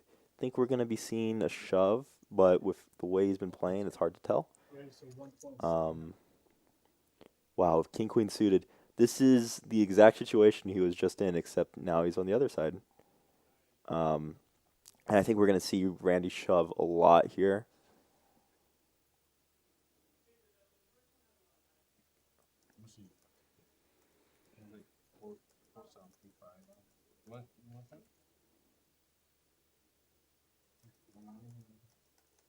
Two 2.5 behind that. 2.5. Yeah, exactly.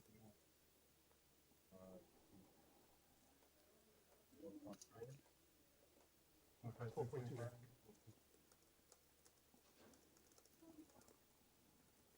Taking his time. It's always good to kind of Hollywood here. You never know. I mean, Eric is opening range, especially with Thomas being around the same stack. It's going to be hard, you know. Does go with the shove. Think it's the right play. And we're going to see a little deliberation here from Eric. This is a weird spot. If you don't call, you know, you're kind of in a bad spot with Thomas. I think Thomas is the kind of player who will kind of put you in an ICM rough spot. But at the same time, he kind of, and he does fold. Wow. Really surprising. It's a tough fold. It I agree. is. It's a tough fold. I think I'm going to be making the call there, being the shortest stack here, with the chip leader just putting the pressure on. But Eric has made some big folds before, and it has made him extra money. Yeah, and just remember, y'all, like, you know, not everyone is studying push-fold charts. Not everyone is. But for someone who might not be studying that, he's done really well. He's played to his instincts. Might not be what is exactly right, but he has played, you know, to what he believes is right, and that at the end of the day is the most important thing. I think there's a saying out there in the poker world, isn't it? No limit hold'em takes a minute to learn and a lifetime to master. Exactly. I mean, I would never say that I make correct plays all the time, and I've played and beat some of the best players in the world, and regardless, you know, I'm not here at this final table. Oh my God! Snap call, bro. Moses with the queens here calls Eric's jam. Eric has a nice hand here. Ace-Jack suited. Going to have at least 30-some% to win. Ace-Jack suited at risk. Good luck to these players. Moses makes an easy call with the queens. Let's see what happens. Come on. We got ourselves another classic flip. We've been seeing a lot of these. I need a break, man. I need these bad.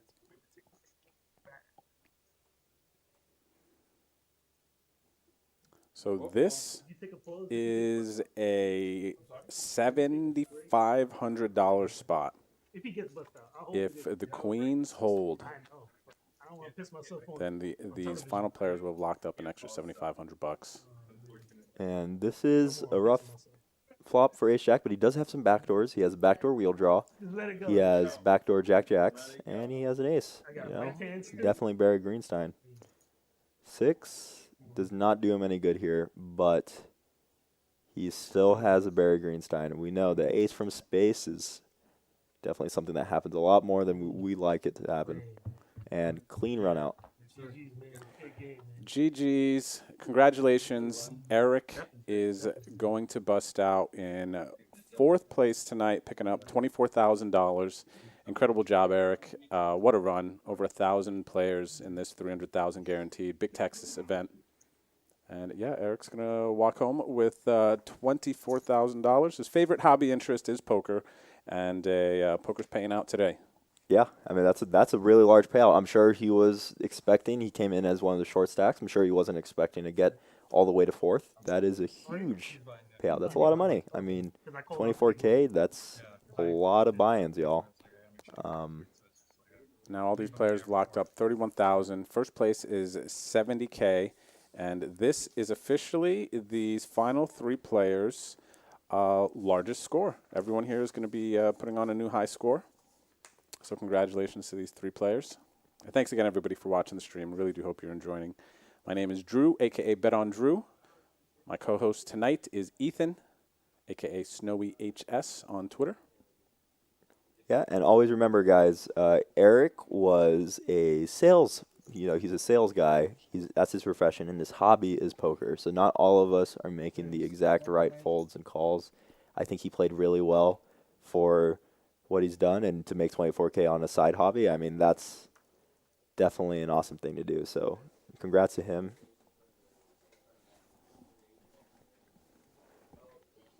Look at this hand. We have ace, jack, threes, nines, three-handed. Everyone has a big hand for this situation. Randy, our chip leader, raises to 1.8 mil, 3 blinds with the ace, jack of diamonds. And Moses has the decision, 30 blinds, second place chip stack, and Thomas only has 6 blinds behind. Moses with the threes, Thomas with the nines. This is an interesting one. It's super interesting, especially with the sizing that Randy took. We can see what could happen a lot of the times in this spot, and I think I've seen it so many times, is Moses might go for a big raise, Thomas with the shove. Randy will be put in a rough situation. Now, if both Moses and Randy know that when Moses raises, Thomas jams, if Randy and Moses both call and then check down, that's definitely a good spot to be in, but he goes with the fold. I don't fault the fold. I think I would like to see a couple other plays, but I don't ever fault the fold in that situation, and especially when you have the big blind to act.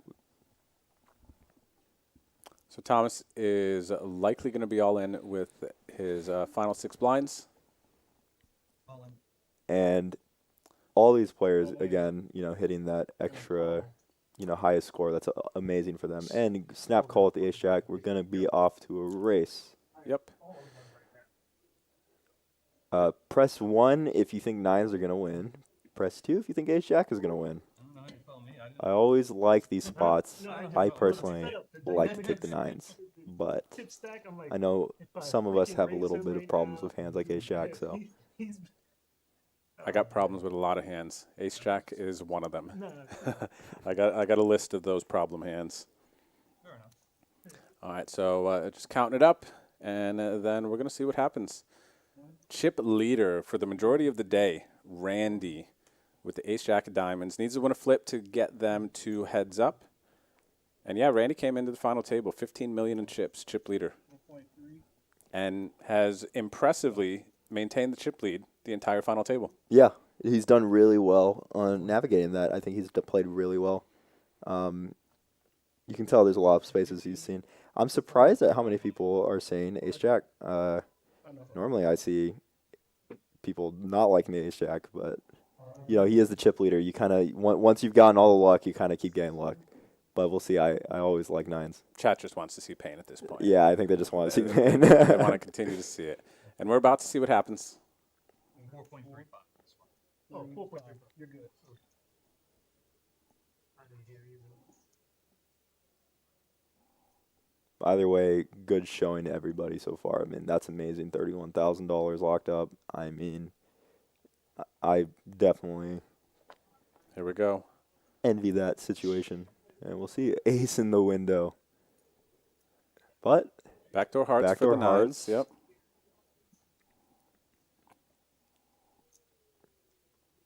all the twos are winning on this one. No help.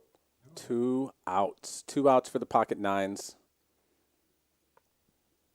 And that is it for Thomas. But that is such an amazing run to him.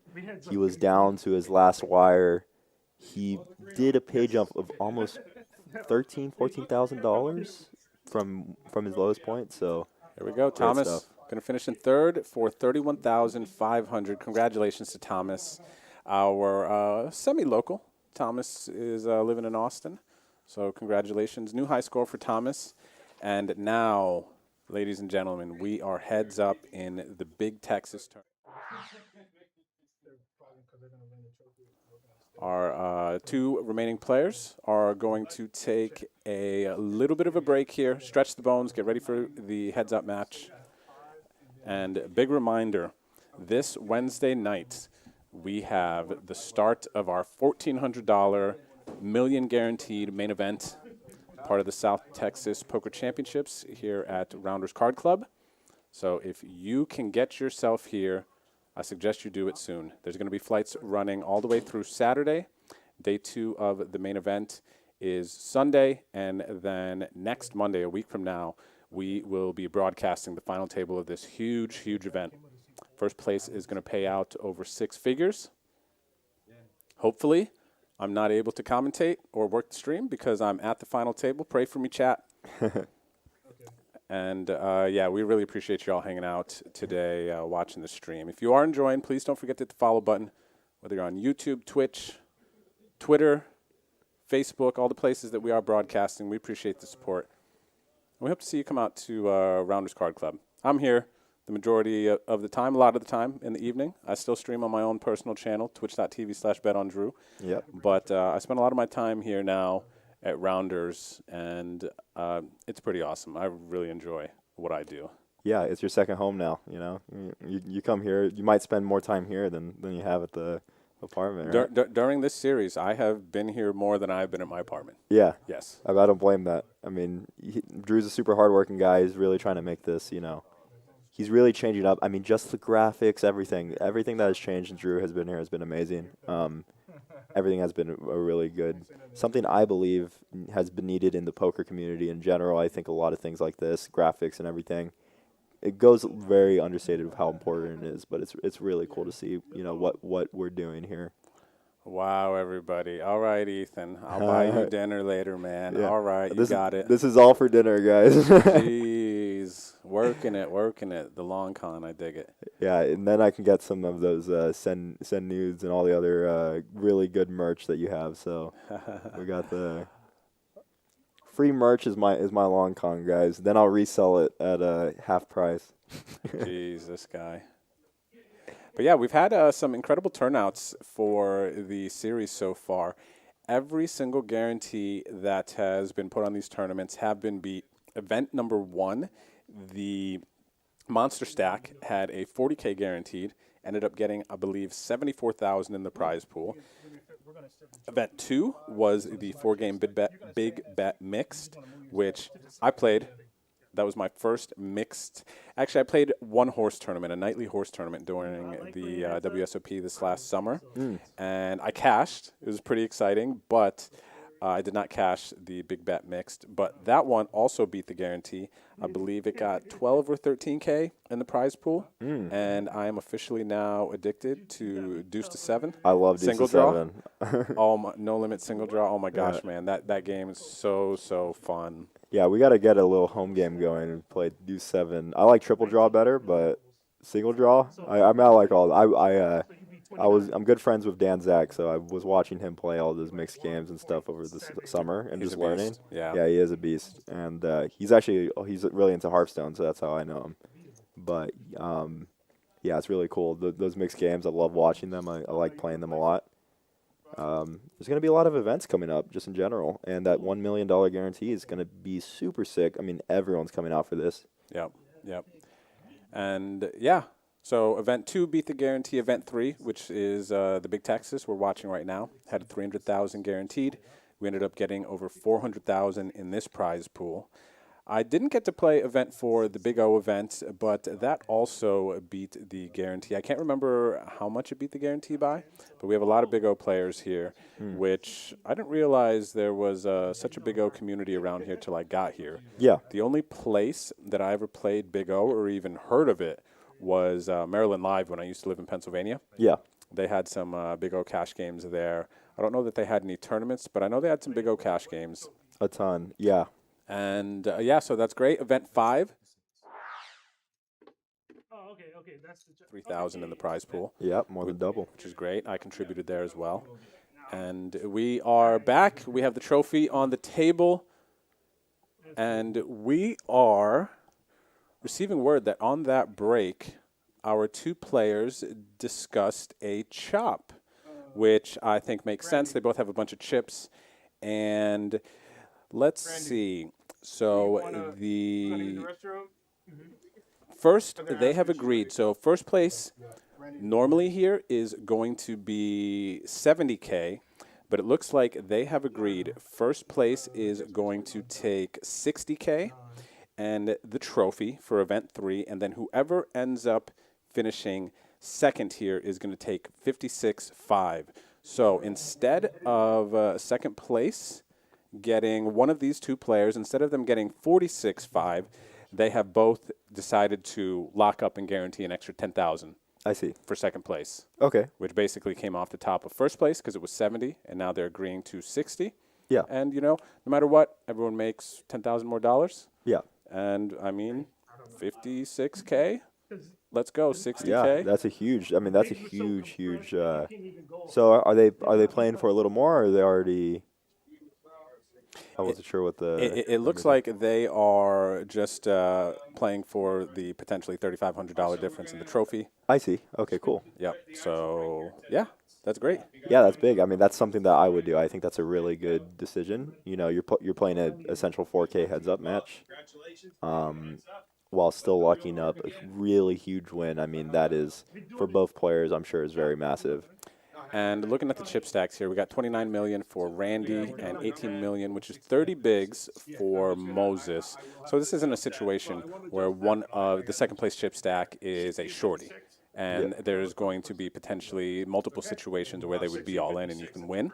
Yeah. So I can see the players here, especially if they had determined that I don't have a big edge versus the other. And they're like, let's lock this up. Anything can happen with 30 and 45 blinds, Yeah. roughly. Yeah, and this is a really good spot for both of them. I'm sure, they're still going to be playing the best that they can. It's going to be a really good one. So don't head out. They're still playing. Yeah, and they're again, they've already locked up each almost 60K, playing for an extra 40K. I mean 4K in the trophy. So this one's going to be a good one. I know both of them are going to want the trophy. They're going to want the picture. There's a lot here. And everyone always talks about who won the most, so everyone always wants that glory. 100%, 100%. I remember Johnson. I don't remember who got second, but I remember Johnson. Do you remember who got second that year? Was it Nope. I cannot remember any of the second. It's kind of crazy because it's such a huge spot. Yeah. Getting second in the WSOP main event, but everyone remembers first. It's tough to remember second. Though, a WSOP main event second place finisher will be here in really? the coming days. Jesse Sylvia is going to be coming out. And we all know Jesse Sylvia. He's been a long time known player. I think a lot of people know who he is. Very cool to see him coming. I forget that he even plays poker anymore. That's crazy. Yep. Jesse's still out there doing his thing for sure. That's you? Yeah. That was a good card, too. Was it? It was heavy as fuck. I'm going to show this on the board. So the action is going to be heads up is different. The game basically is changing again from the dynamic we see at a full 9-person final table, 6-handed, 3-handed, and now heads up. You're going to have to completely expand the range of hands that you're playing. And the charts are basically not even there. Realistically on the button, depending on the situation, you should be playing 70-80% of hands in a variety of ways, depending on the stack depth. So we'll see what type of strategy these players try to put out there, try to win that trophy. Yeah, and Moses quickly calling with the Jack-5 offsuit might be a product of already locking up that chop, but there is a lot of money to play out here. There's still almost what ninth place made to be played for. I mean, I know at this point you're thinking, I've already locked up a certain amount, but 4K is a lot of money, guys. I mean, that's, 10 buy-ins right there.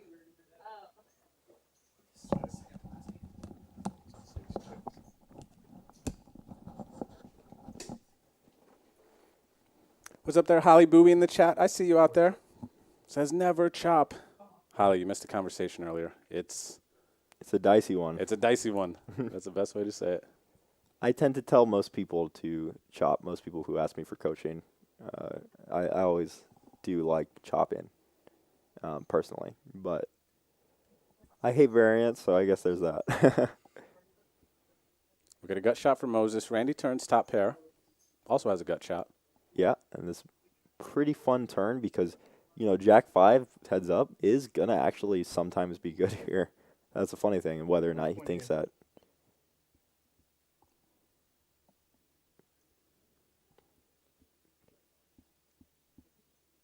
Looks like Randy puts out about half the size of the pot bet. Moses is going to call. And this is interesting because they're playing for 3,500 in the trophy. I feel like the pressure has lifted. There's no pressure here. You know? Yeah, but they're still playing for, that right there is almost as much as ninth made. So, it's still a good amount of money. Yep.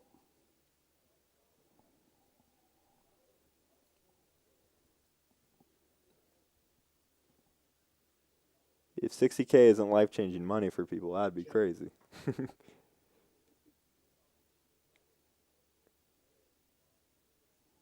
Let's see what Randy thinks he can get here. 7.1 million in the middle. Moses has 14 behind.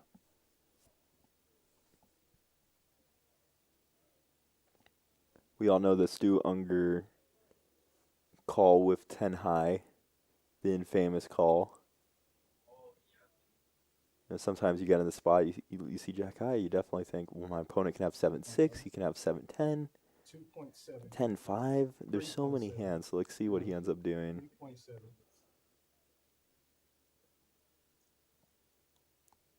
3.7 mil. Looks like he's going to go about 3 to 4 mil. Yep, looks like he bet 3.7.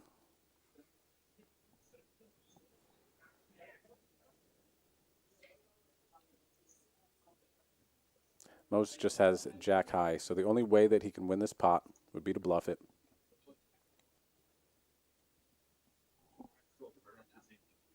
I definitely wouldn't blame a call either. Looks like he's doing something. 8.8. This has to be a raise. Those are 500,000 chips, the purple ones. Okay, non-all-in raise, 8.8. Leaving himself 8 blinds behind. What a Ne- gangster raise this is. Blocking the jack 10 straight. Yeah, and even clubs. He's blocking 5-6 of clubs. So he definitely can have, 5-6 clubs. He can have a lot. Gets called. He's going to have a lot of nines. I mean, there are a lot of hands that he could do this. But the thing is that he could also raise hands like 8, ace, for example, for value, understandably. I think the reason Randy made such a quick call there is I think the 9's going to raise a lot on the turn. So I actually think when the river comes there, he's only representing a flush. And, Randy probably somewhere around there makes a pretty quick call with the top pair, even though the flush comes in, and now has a massive chip lead. Randy has not lost the chip lead this entire final table. Came in with 15 mil, maintained the chip lead, knocked out players, played well, played aggressive, and he's positioned himself for the win here. Yep. Moses is going to have to mount a comeback. And if Randy were to win, he's not too far from the original 70K. He'd be coming home with almost 64, which is only 6,000 under. So it's pretty good spot for both of them. It's going to be a big payday for both of these gentlemen, and I'm sure they're going to be firing some bullets in the main event. Yeah. Hopefully not too many. I've definitely been there. Look at that beautiful stack of chips there. Such a good feeling when you stacking chips like that. Yeah, especially the way he's stacking them is very. And this is going to probably be a shove from the Jack 5 suited. Yep.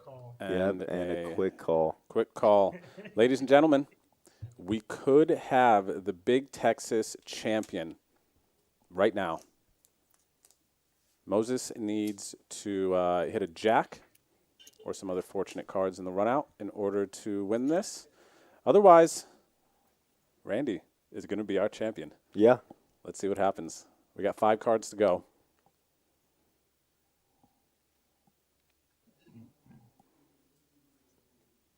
Ooh, and that's an interesting flop. Jack 5 has a lot more outs. He's got some backdoor as well.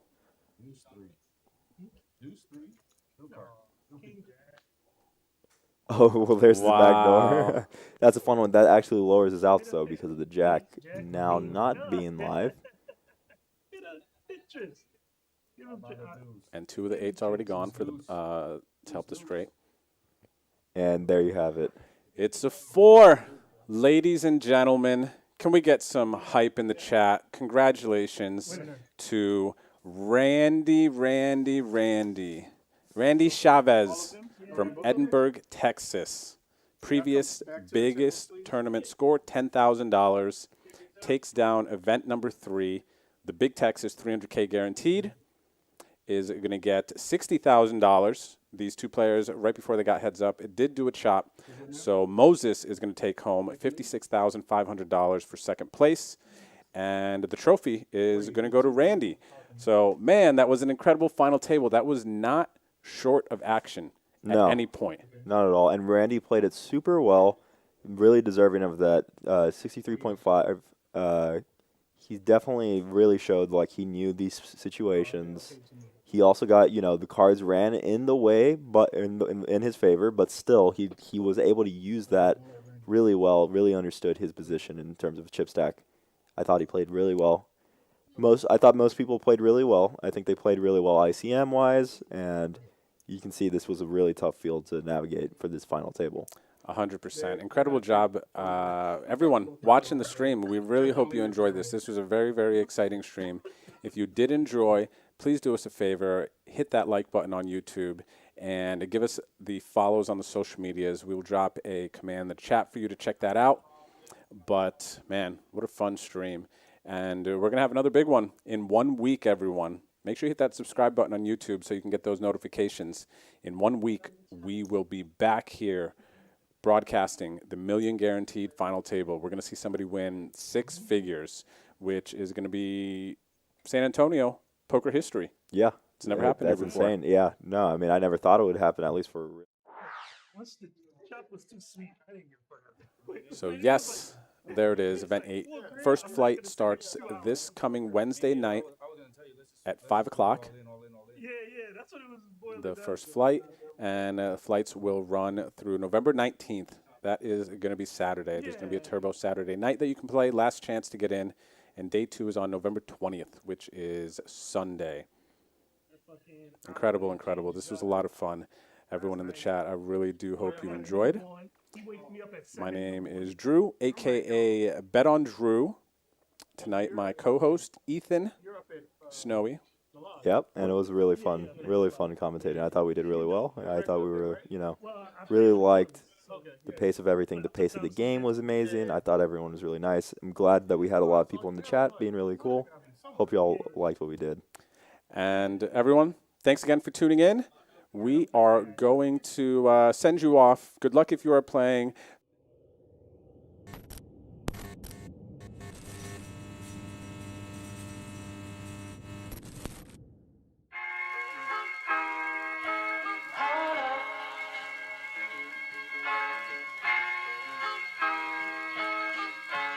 I'm so in love with you.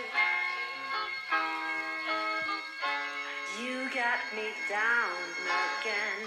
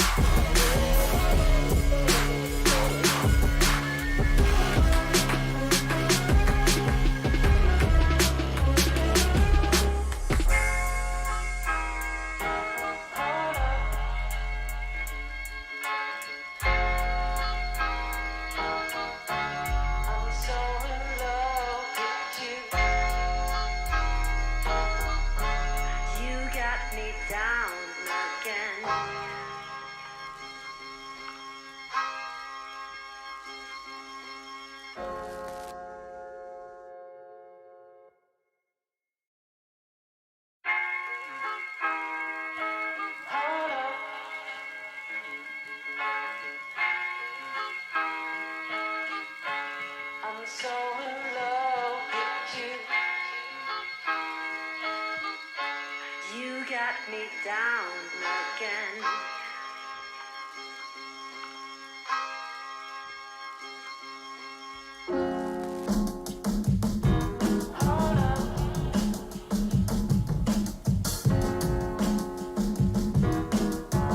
I'm so in love with you. You got me down again.